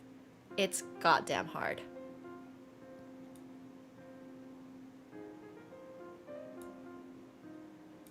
Gotta keep adding. We gotta keep adding the head bashing. So now you're averaging about 10,000 head bashes per month. That's where we're at, and you're at 1900. This is your 1900 dot. No, it's not. But I'm just trying to let you guys understand how much you gotta be willing to smash your head into a wall for very little pay, for very little return. This is how you get there. Thank you, DXL, for the 300 bits. And then once you hit 2000 finally in FIDE, like the jump from 1900 to 2000 is honestly really tough. Like, I don't even know. This might be like, for some people, this is going to be a year. For some people, this could be like the rest of your life to get to 2000. Let's say you finally get to 2000. Now, this, between here and here, this has been 7 years. During the 7 years, you could have picked up a PhD. You could have moved up 7 ladders on your corporate ladder. during this 7 years, you could have found a girlfriend and gotten a fiance and then gotten married, gotten a divorce and gotten a second girlfriend and then also had another fiance and then gotten divorced again. And currently you're maybe on you could have been on your third girlfriend. So my point is, you just gotta be really, really devoted. But you could have also thought about it this way. You could have spared yourself 2 divorces.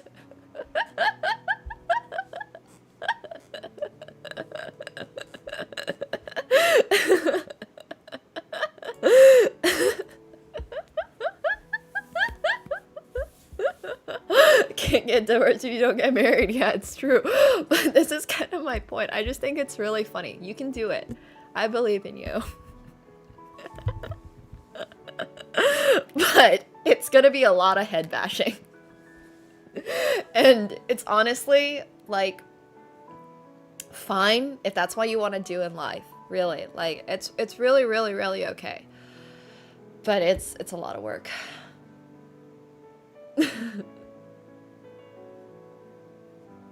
So yeah. Maybe during the 7 years you could have gotten together and broken up with the same girlfriend 3 times. Maybe you'll meet your future fiance at a chess tournament. Actually, one of the people in chat shared the story that they did.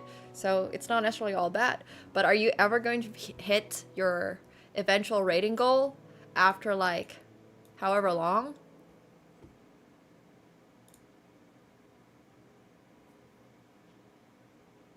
Yeah, you're gonna have the largest forehead in the city. But see, people like Anish and people like Magnus were able to do it because they started this process at like age 3.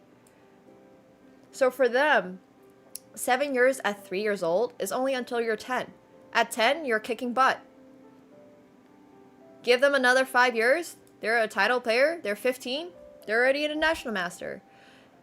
15 years in you and me. I'm 25 in 3 days. You are however old you are. 15 years for me at age 25 is like my entire womanhood. Like, I already cannot date Leonardo DiCaprio. I'm not saying that because I wanted to date Leonardo DiCaprio, but I'm saying that as a concept for society. Like, in society, as a girl, you kind of only get these like 20 years of peak, right? And then in your 40s, it's kind of like, well, you know, you can still look really good, but also you're not going to be at your peak anymore. And it's okay because your age just happens. It's all right. It happens. I'm not like, I agree with that, Jamie, but it's going to take a lot of work. It's going to be, yes, that's exactly what I was going to say. You got to be fucking rich. You got to be rich. Anybody can look good at 40 if they're rich. Anybody can look good at any age if you're rich. I'm just saying. You can look peak at like 60 if you're rich. Richness, not factoring into it. I'm talking about biologically. Like, biologically, it's... Look, Elon Musk might be a little bit of a lost... No, I'm joking. But anyways, my point is, at 40, like, let's be real. I won't be able to probably run a marathon if I just wanted to do it. I probably won't be able to just go free diving if I wanted to do it. I probably won't be able to go base jumping if I just wanted to do it. And it's okay. It's okay. That's okay. Like, my point is more health-wise, physicality-wise. Oh, we can also unban. Can't say the S word here, but you get my point. Like, it's not I'm not even saying this necessarily as a looks thing. I'm saying this as just like a life thing. Like, I'm not going to be able to drink wine the same pace I do. I'm not going to be able to do... There's a lot of things that you can't quite do at 40 that you could have done at 25. So I think at 40, you can still do a lot. Absolutely. And it's great that there are people running marathons in their 60s. I love that. But age... Like, let's just be real here. Age catches up to you. Absolutely. Not necessarily in the way that your face is going to age, but just in the way that, like, your energy, what you can eat, what you're able to, like, physically do. Not everybody is always able to do the same things at different ages. Mentally, you can definitely be a little bit... Like, yeah, right. My point is just the body naturally declines. So, is it worth spending those 15 years of your peak life on chess? You gotta ask yourself that. That's the question. This is a 15-year plan to get a title. I did it when I was 3. So, like, I can't speak on it. But if you think it is, then go for it. Good luck. Have fun. You're a skydiver? That's sick. That's awesome. But my point is that you should be taking this opportunity of your life to do the things that you want to do these 15 years. If you want to spend it on bashing your head into a wall, go for it. Like, keep doing that. Keep bashing your head into a wall. It's just, the graph is just going to keep looking like this. Maybe you'll have a little breakthrough at like 2200, 2300. And then let's say like over here is like title it, like becoming a grandmaster is the edge of the page. It's going to keep looking like this. It's just going to keep on looking like this.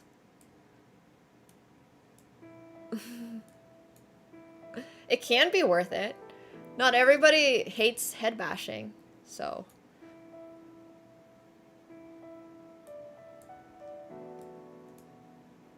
Maybe some people love head bashing. There, we've done it.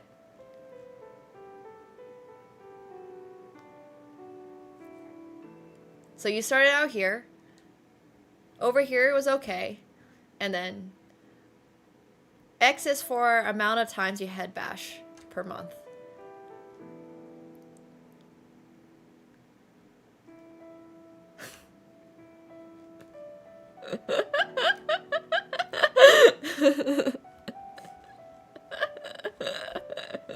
No, this is still just like grandmaster. This is like an average grandmaster over here.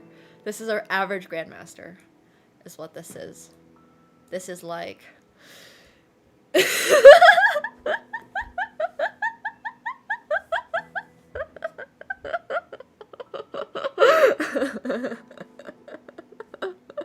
this is my point. No, this is literally my point though. Yes, the average grandmaster has severe, not necessarily like head trauma, but there's just no way the average grandmaster is mentally sane. There's just no way. I'm sorry. Like, there's just no way. The average... There has to be a really high correlation between chess grandmasters and, like, something. Just something. I don't know what it is. It could be autism. It could be, like, just being mentally traumatized as a kid. There's just gotta be something. It's like lightly on the spectrum. It's just gotta be something. Being extremely depressed, I think depression and anxiety actually really help you in becoming a grandmaster too. Unfortunately, being depressed, having chronic depression actually makes a lot of really high achieving people, because you're just never like happy with yourself. A lot of high achieving people have depression. Like, it's just, yeah. So, anyways, I don't know. I think depression is the more talked about one. But I'm at that point, Fishbowl. I've gotten to that point. And perfectionism, exactly. I think Magnus is one of the more normal grandmasters, absolutely. But would you look at me in the eyes and tell me that Magnus is the most 100% normal person you've ever seen in your life? I don't think so. Like, if you heard Magnus's interviews and see the thing he does, do you really think that he is going to be like, oh yeah, no, that guy's totally normal, yeah. Yes, for sure, League of Coin, but normal is relative to average. Yes, that's why I'm saying. For a chess player, he's great. Like, Yeah, I think so too. I think all geniuses are a little bit. I just assumed he was Dutch. No, Magnus is definitely great for chess, yes. So, wait, sorry. You started at 44 and you're 900 right now, and your goal is to become a grandmaster by 48?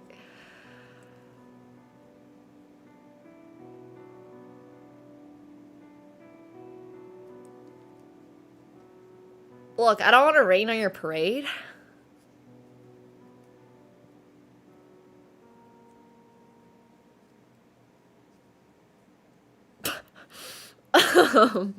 But, oh man, that's gonna be tough, bro. That's gonna be tough. Ain't no way. That's true, Magnus is getting married tomorrow. I'm really happy for him. It's gonna be really hard. I mean, one way that you can circumvent this is the same way that you can circumvent a lot of things in chess, in life, in sports, in becoming good at something.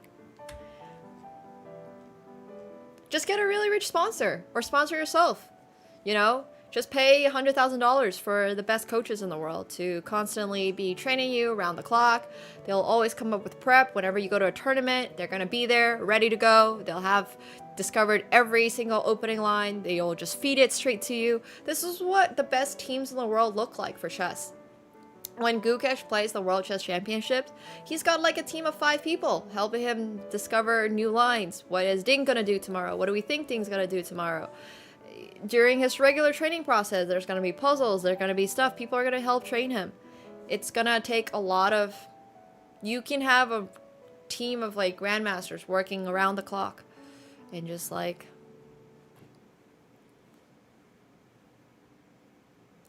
Half of them are from Poland. Yeah, that's also pretty cool.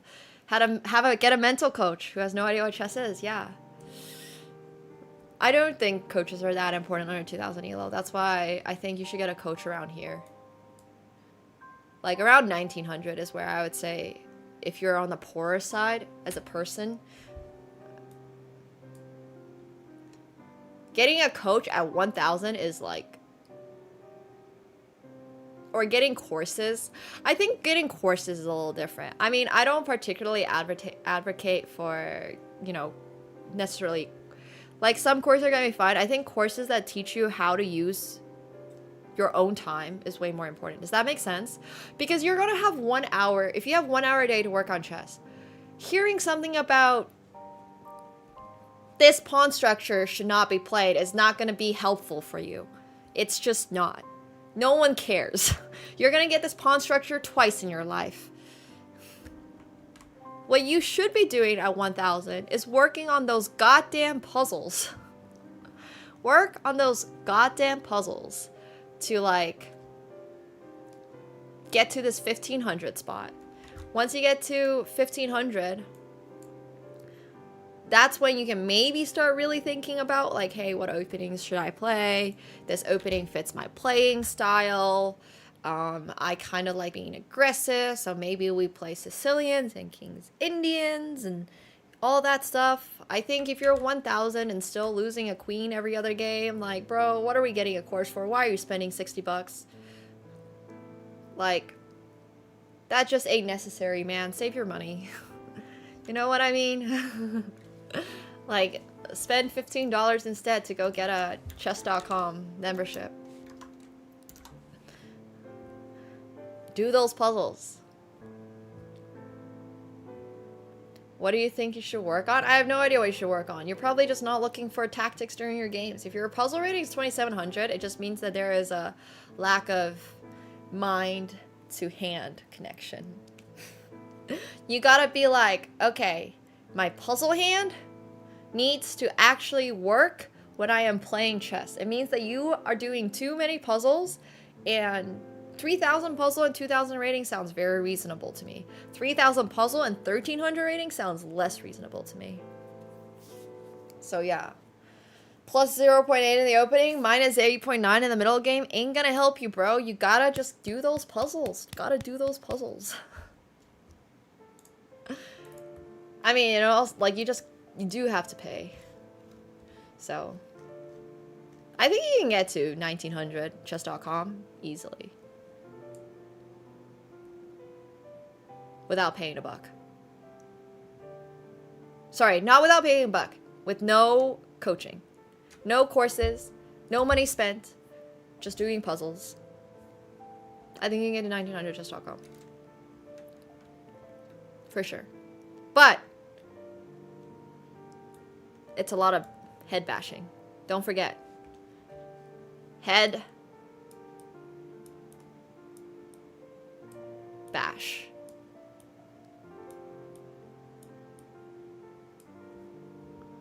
Like Boy Shack. Boy Shack has bashed his head a lot to get to 1900 without having to pay $1. Has he always had successful games?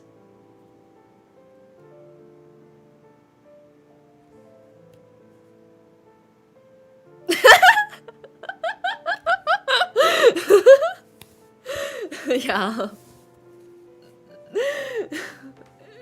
He has had games that have paid him. He's gotten more games paid than, honestly, a lot of other things, so. He didn't, did he beat a, no, he beat a very high rated 2600 the last arena. Okay, I would also say the graph for Bullet is going to be very different, okay? The graph for Bullet is more just like, are you fast? If the answer is yes, congrats. Like, how good can your chess be? Like, this is more the graph for Bullet.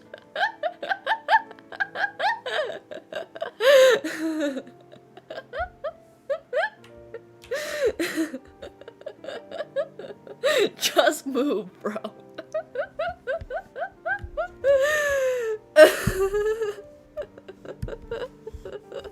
Just move. No, but seriously, I like, a lot of people have been. I think Bullet is a much easier time control to get to 2000 at. I'm gonna save this in case anybody wants it. Oh, I'll also send it to Boy Shack so he can have the... Oh my god, wait. I have a great... This is... I still have my Cairo thing. Draw my life. Oh, by the way, this is why, in case anybody was asking, which nobody was, why I quit chess back in 2017. And the only reason I kept playing tournaments was because of peer pressure and this feeling that, oh, I have to be a chess player because I was a chess player for, where's like 2200? 2200 would be like right around here, I guess. Like, I got to like around here.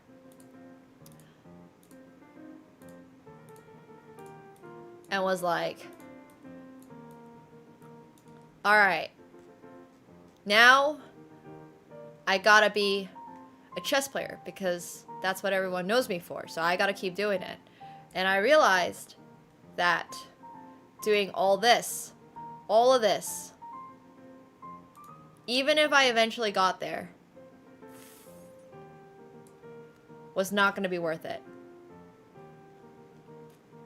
So that's why I'm quitting. I am done. I am done. I'm no more. Unless it's Bullet, unless I get to do Are You Fast? GG's. This was fun. Thanks for the ride, guys. This is what we're gonna stick to. Nice house line. I love that. Where is mental well-being? Oh, here, I got a new one.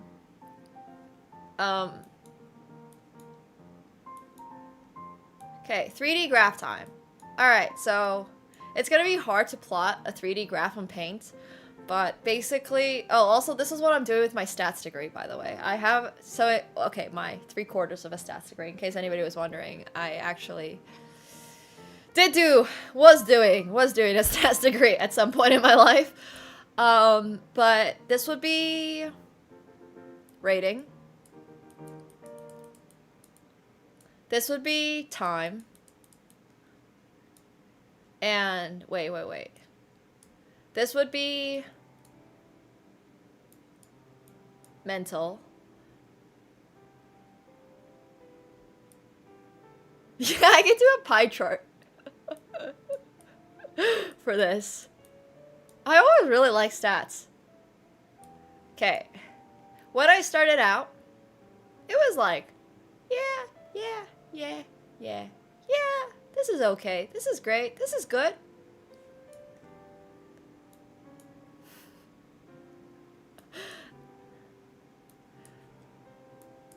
Right now, we are over... Wait. We're in, like, the freaking Mariana. What is it? What's that one trench that's, like, 10,000 feet? Or something? 10,000 meters?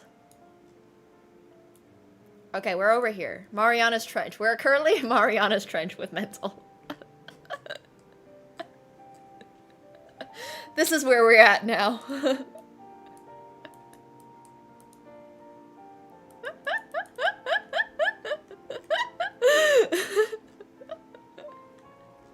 But it's okay, like the rating has increased and the time has increased.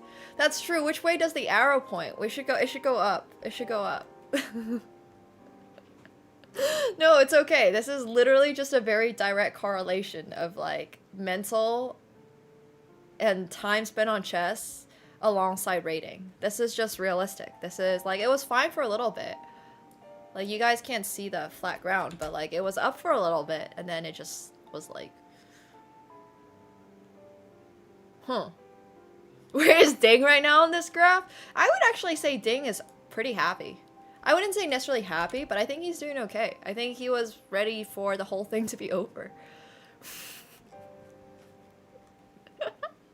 This is actually my rating playing Bullet. Oh yeah, somebody was asking for my chart of degree I've done. Okay, so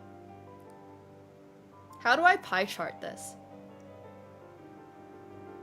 So I have 2 majors and 1 major, 2 minors, technically.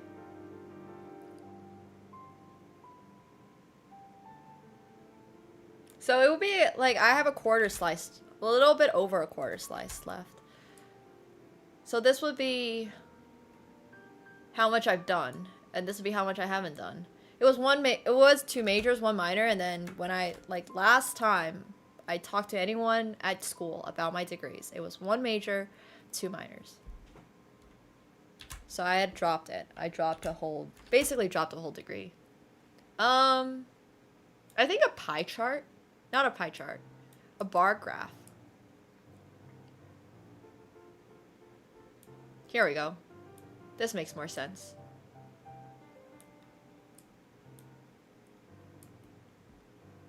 This is...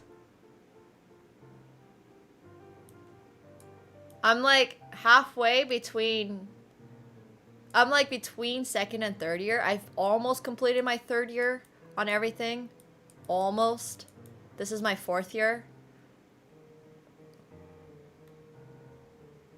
It's a histogram. So this is basically where I'm at. This is no, I'm way over my math degree is basically almost done. I'm 1 course away.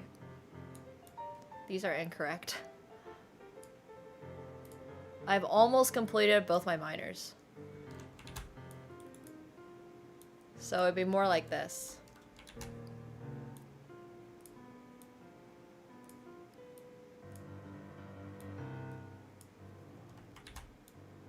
I think it's econ that I'm missing the most of.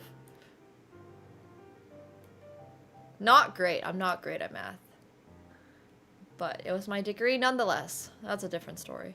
So I'm like roughly around here. So this one is econ. I think I've most completed my maths minor. So math I think is like 1 course away from being done.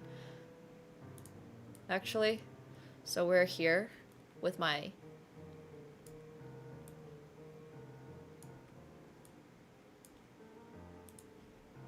I know. Well, I didn't. My mom picked it for me, so that's a different story. But this is a minor. And this is my stats major. Stats major is missing like 3 courses, I think. Maybe a little bit more. And then, so the reason I have both of my math minor completed is because I was working on a math major at some point. And this is my econ major. So to graduate, I need to get all of these to the 4th bar.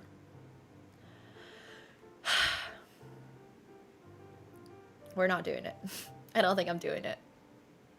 Math is so much head bashing, which is why I dropped from a major to a minor. I was like, no, we don't have theses.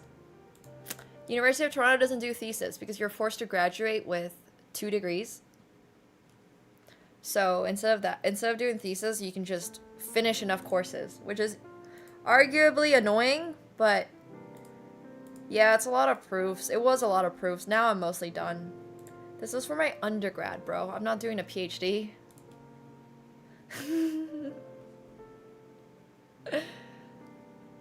Yeah, I know, Obda. I know. I'm choosing to live for myself, and it's good. We'll do it. Well, it's because they usually force you to graduate with 2 majors, so you gotta do like an econ major and a math major. If I only had to do a major, I would have graduated by now. It's the fact that you have to do 2 degrees, or a degree and 2 minors, that's made it so difficult for me to graduate. Yeah, well, I was gonna graduate with 2 majors. You can just have like a whole bunch of...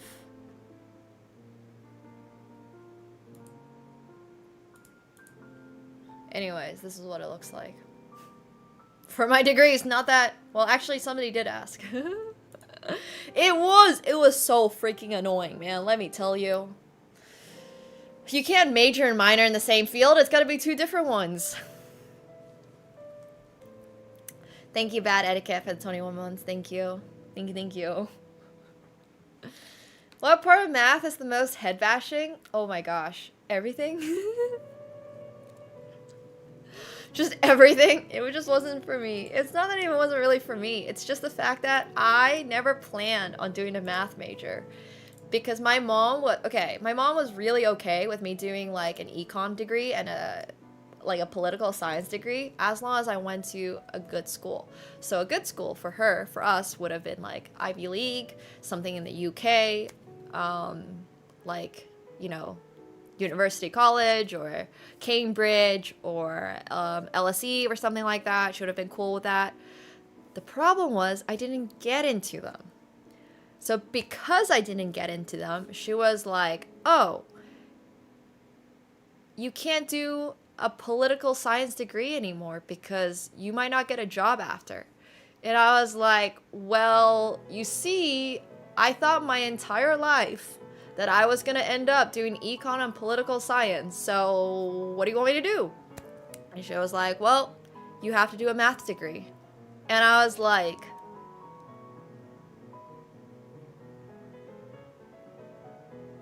I don't have the background for this. Like, are you kidding me? Like, you want me to just go do a math degree? And my mom was like, yes. And I was like, all right, good luck me. And then I was like, yeah, this did not go so well.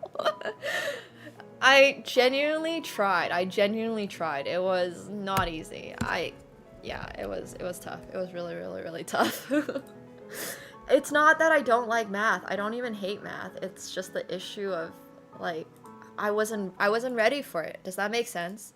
Like, I wasn't ready for it. If I knew that I was gonna go do a math degree at some point in my life, I would have done so many more things that were relating to math earlier in my life. So many more things. If, like, that is what they wanted me to do, it would have been fine.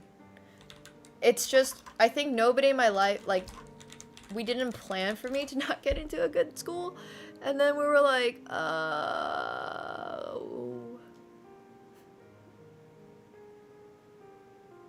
My economics degree was mostly math, but it was a lot different. It was more applied than it was like proofs and all this, like differential equations, lin algebra. Like, I don't disagree that math is really, really, really, really, really useful. Like, it's super useful in life. It's super useful for econ, super useful for a lot of things. Don't disagree with that at all. I would have loved to do a math degree if I was ready for it. If I was prepared for it, I would have been fine doing it.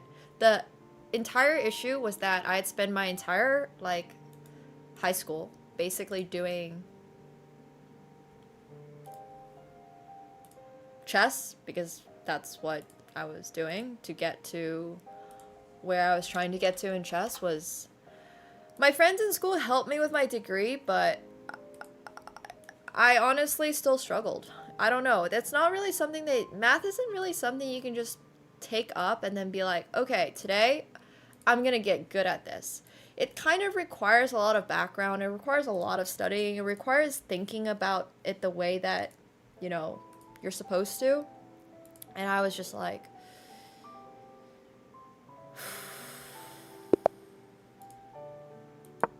So, anyways, yeah. I don't think it's necessarily... I'm grateful for having had the chance to study math at university, but I would definitely say it was not really necessary. Oh my god, no fucking thank you.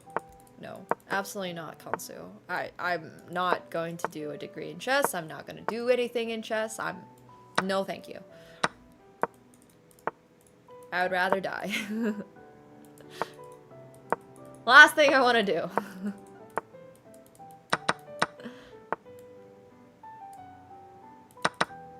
There was a lot of good things about the degree that I did, and I learned a lot, and a lot of what I learned was that I'm not cut out to be a math major.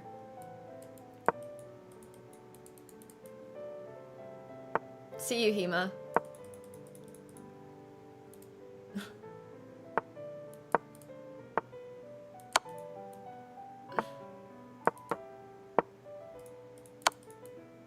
No, I have very clear goals about what I want to do. And it's okay, I don't need suggestions from chat.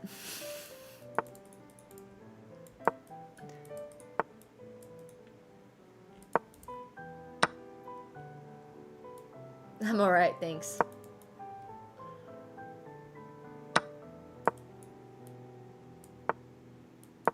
I mean, I gave it, like, my all, but it wasn't really good enough. I mean, it's not like I really was that dedicated ever to becoming a math major, because my main degree was still econ, and I knew that I wanted to work in econ, but it is what it is now. No hard feelings. I do really wish, though, that I could have picked a degree that I wanted to do. That would have been nice, but it's okay. We didn't get to?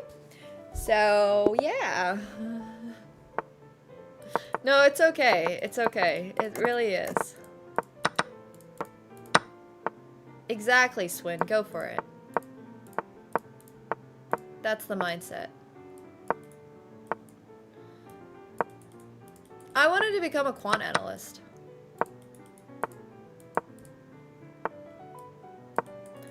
That's mostly what I want to do. Now I want to become a poker player and I want to model, so the plans have changed a lot, but at least one of them is still going to use my econ degree, my math degree, I guess, whatever you want to call it. So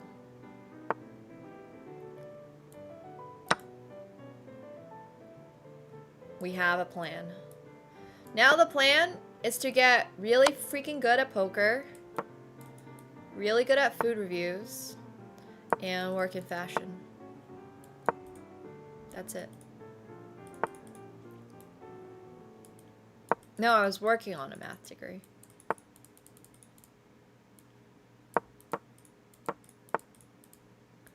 But I think mostly modeling and poker are gonna be my plans for this year.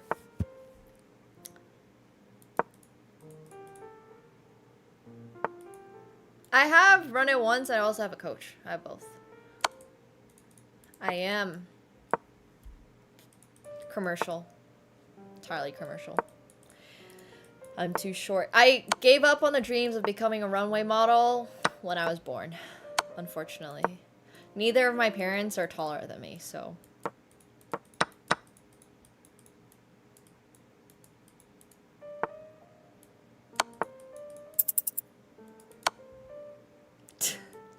I am 5'6". And I think they start looking at 5'8". Like, they start considering you when you're 5'8", so I'm just like, no, I'm not gonna do a runway, and that's okay. No, neither of my parents are taller than me, is what I said. Yeah, but I don't look like Kate Moss. And that's okay. And her daughter is also really short, and so I guess the second part of the story is also I'm not born into a modeling family like Lily Moss is, so, you know, actually gotta be tall enough, but it's okay.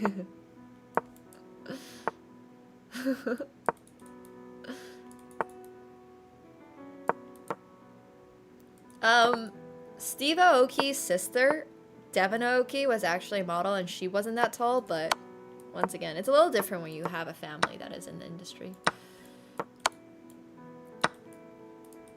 Yeah, absolutely. Yeah, there's a high requirement for runway, which makes sense.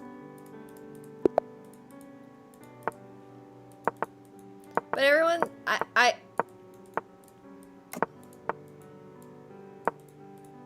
think it's, like, really okay.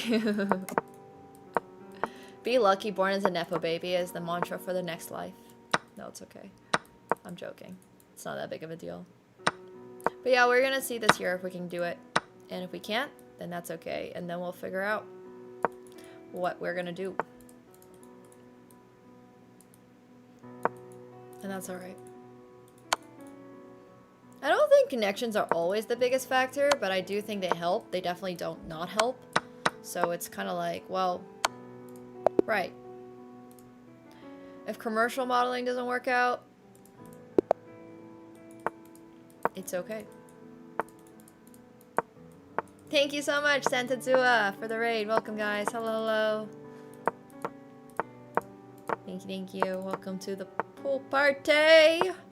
We're currently playing some bullet. I thought I was gonna play poker at 5, but we are a little delayed on the poker, but we are gonna be playing poker in like 20 minutes.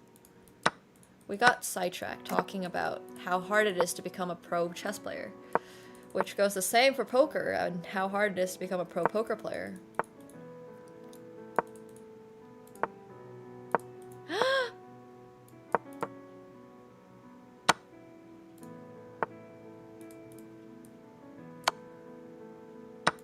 You should play on GG, Benner.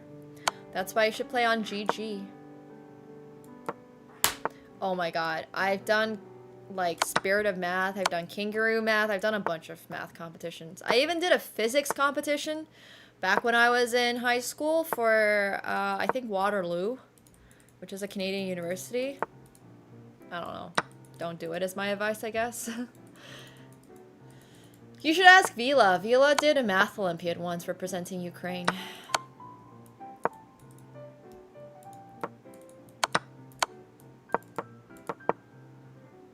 He's very smart.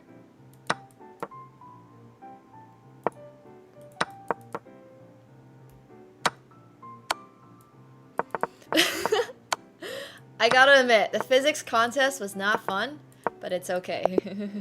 Not everything needs to be fun.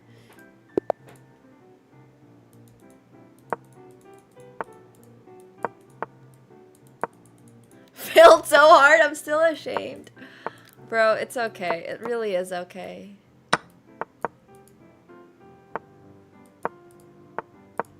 I'm still not fully comfortable selling action. Like I said, I just kind of want to win. I want to be a crushing player before I do. I just don't want to risk anyone. And also, like I mentioned before, if I ever did sell action, it would mostly just be for small pieces and for funsies.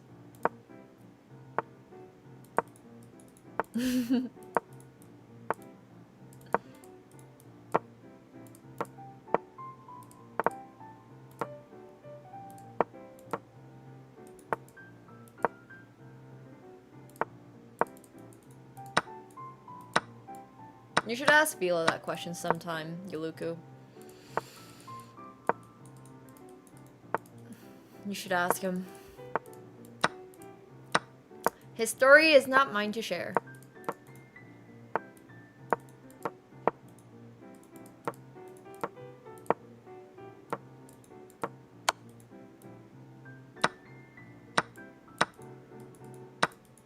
Veela.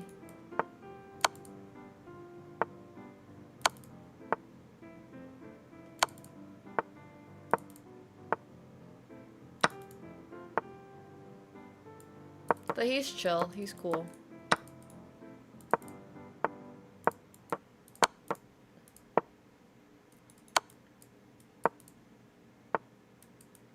I show my graphs all the time for GG. You can just see my 200 no limit graph that I showed earlier today. All in AV says I should be... This is like obviously a sample size of 1,300 hands, so it's not a lot, but... It's not like private information or anything, you can just ask.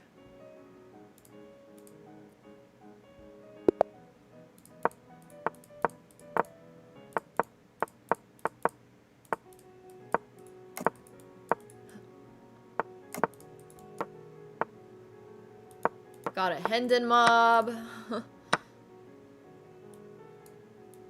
Which has my legal name on it. And has me labeled as Chinese. Ugh. It's a disaster on Hendon mob.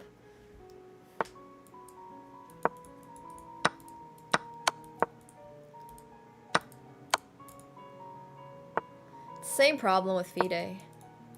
Fide still keeps using my legal name on everything, and I'm like...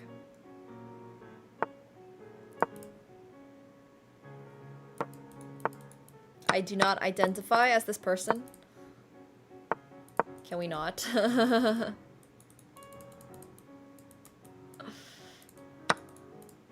You're at Encore right now?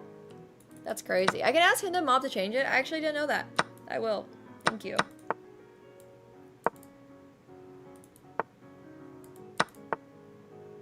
Thank you.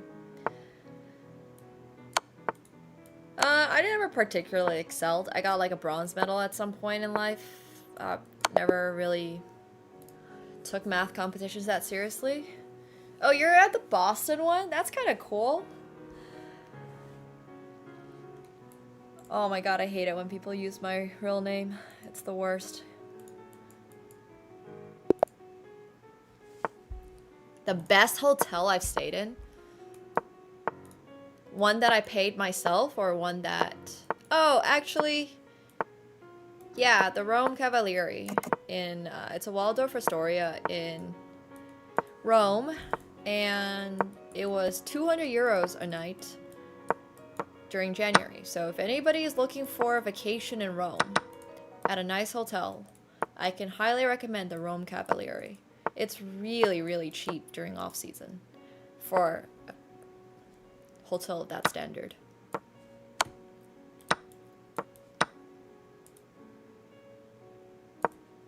Okay, and what's your point? Yeah, you can probably go and check it right now. Here.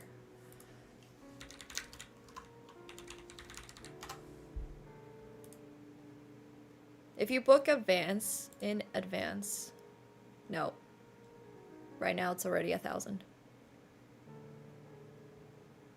Rip.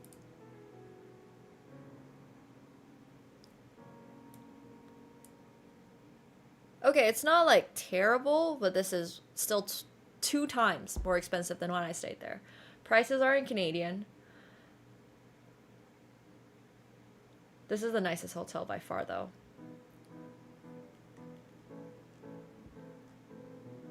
That I've stayed at. But when I was staying there, it was only 200. And, sorry, 200 euros would be like, what, 300 Canadian? So this is actually not that far off. It's not that expensive right now. But it was way cheaper. Yeah. I would say that's probably the best hotel I've ever stayed at.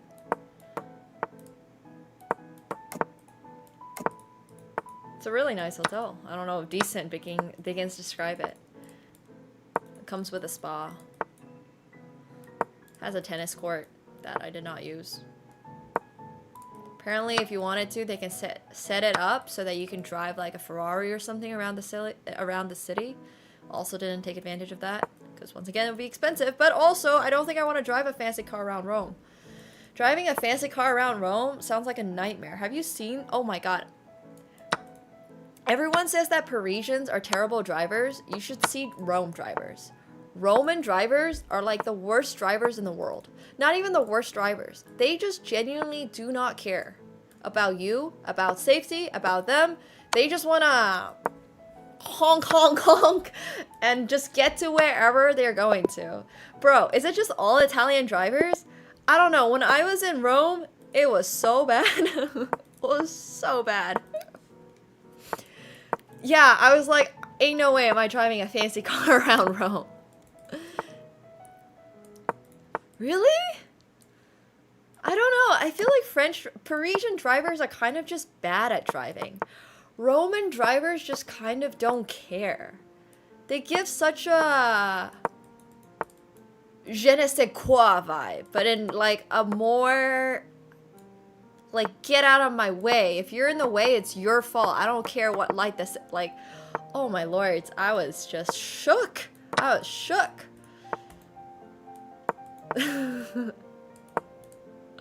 I don't even think Portugal is that bad. I went to Lisbon for about a week and it wasn't that bad.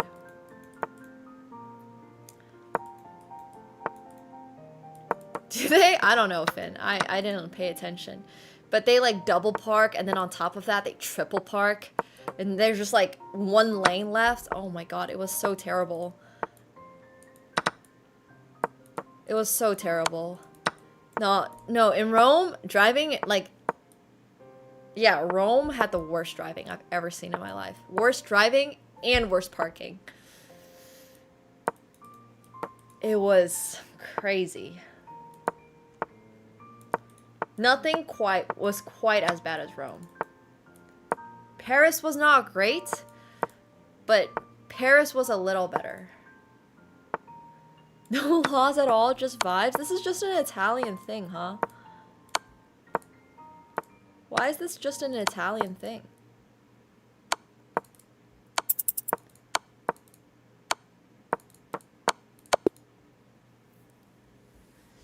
Really? Naples is worse? Damn. Oh, I'm trying to go to Bangkok this year. Big goal of mine. Bangkok, and then maybe back to Singapore. We'll see.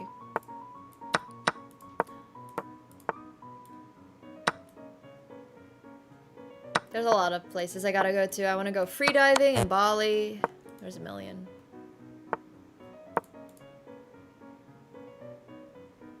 Scooter's a family vehicle.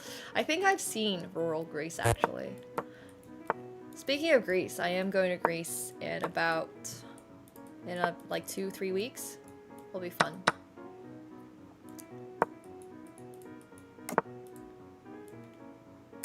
Well, Lisbon will be fun for you to live in. I really liked visiting Lisbon. They have great affordable wine. Underrated, for sure. Now, Lisbon, now I'd say Portuguese wine is definitely underrated. Yeah, I'm gonna celebrate my birthday. And also, life hack. Traveling during January is way cheaper than traveling during December. So, if your job offers you the flexibility, you should be booking your trips in Jan.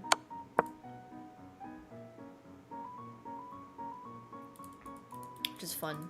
The places I've been... Oh my god. Oh, unless it's European ski resorts. True. That's true. Well, even if you don't love red and tannic wines, they have Vino Verde, which is very light, great for all occasions. You can basically drink it like you're drinking water. I'm sure if you brought in a bottle of Vino Verde to your boss, they'll be like, yeah, I can drink this, no problem. There's no alcohol in this, and then drink the whole bottle, and maybe you'll... But yeah, Vino Verde is great. It's called green wine because of the grapes. It's not, the color itself is actually not green. But yes, Portuguese wine is really cheap. It's underrated, like I said, which is why it's cheap. They don't get to export as much. Let me actually look up what Vinho Verde is specifically. Vinho Verde is young wine. Young. So it's not actually green.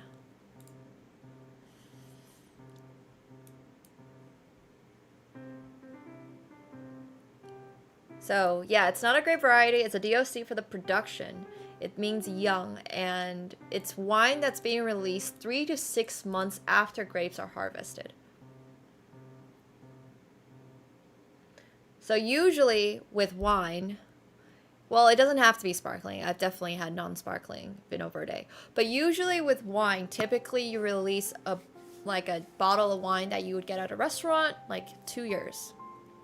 So a lot of wine spends time in stainless steel or oak, for example. Vinho Verde is Portuguese, and this one only spends 3 to 6 months in like a barrel or a can or something like that.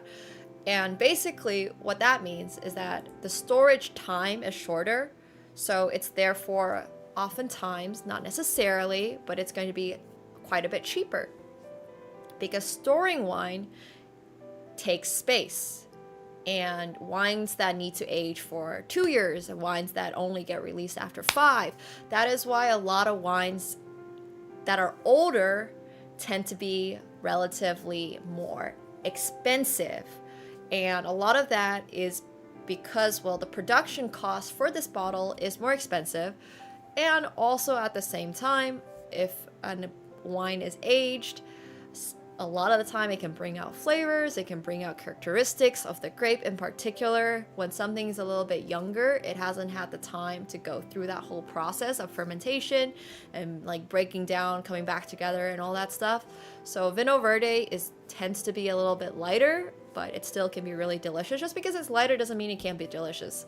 But it is going to also tend to be a little cheaper. And that's why, once again, I think Portuguese wine is extremely underrated. They have a lot of good stuff, and a lot of it is not exported as much, and a lot of it is like Portugal as a wine region, I think isn't as, even though it's on the continent of Europe, I feel like more people drink Spanish wine and more people drink French wine and that kind of stuff. So there's also Portuguese wines out there. Yeah.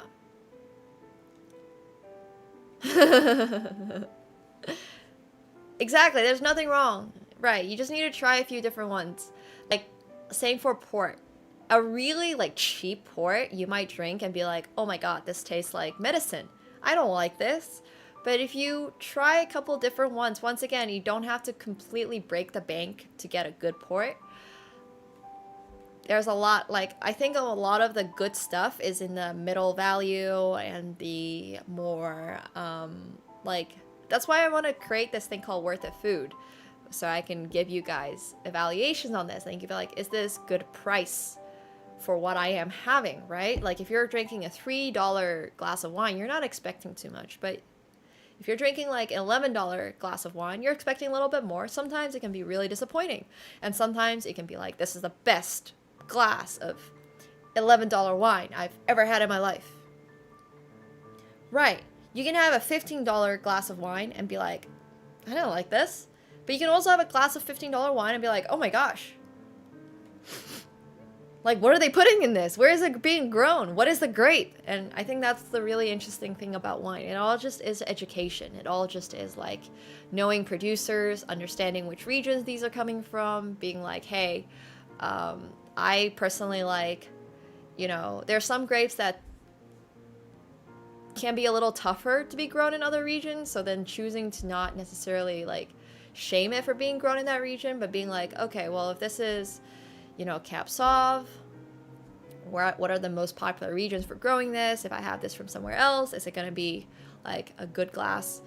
It's really interesting. Yeah, Italian wines are awesome. There's so many good Italian wines. Oh my gosh, so many. My favorite wine.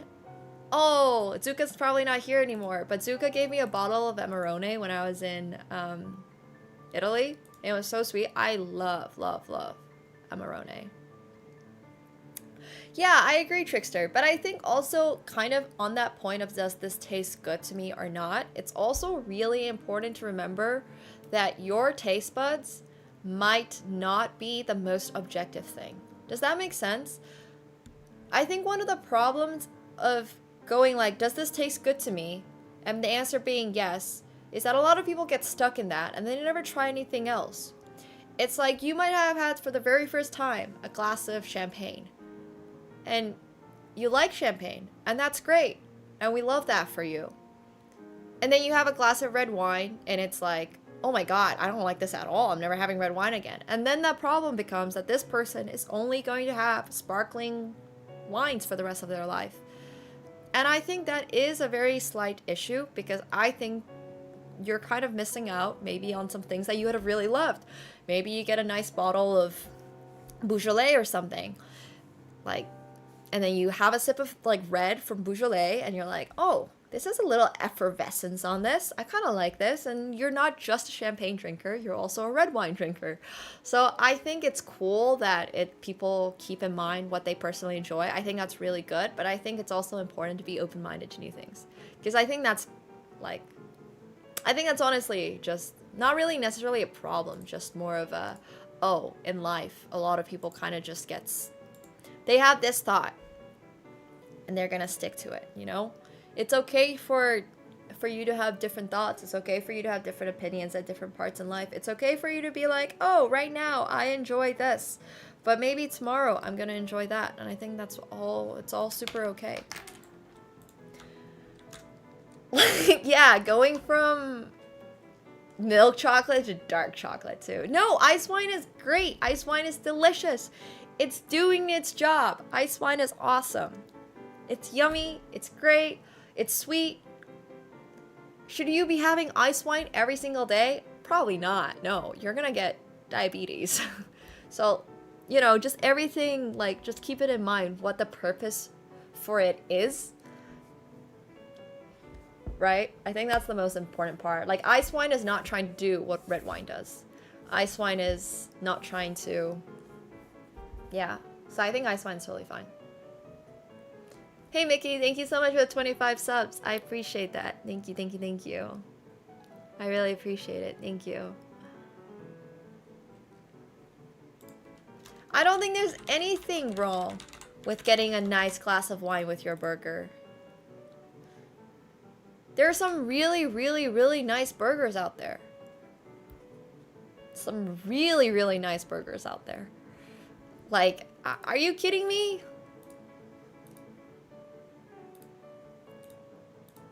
One of my friends in university actually became a trained som, and she's passed her WSET 4, which is crazy. It's like being a women grandmaster in chess, but she's a women grandmaster in wine, and I think it's one of the cooler things.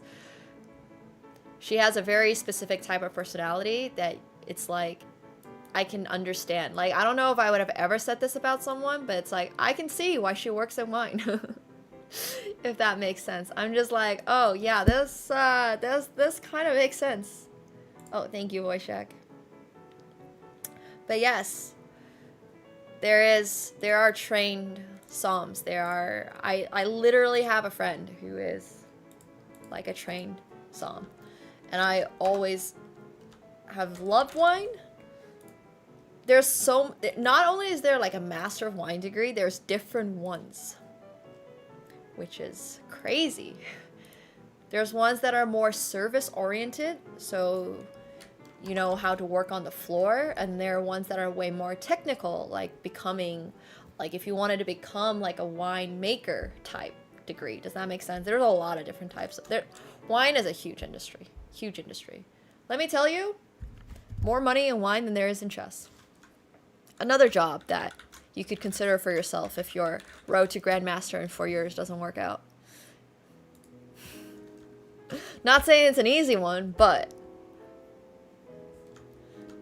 Yes, it definitely, for what people would consider as a more like creative job, it pays decent.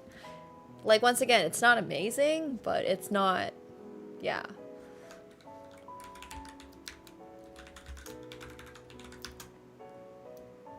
That's pretty cool, Destroyer. Exactly, and cultured. Yes, you should watch Psalm. Okay, but I don't think anyone's gonna watch the stream and be like, you know what I want to do? I want to become a wine Psalm. How crazy would that be?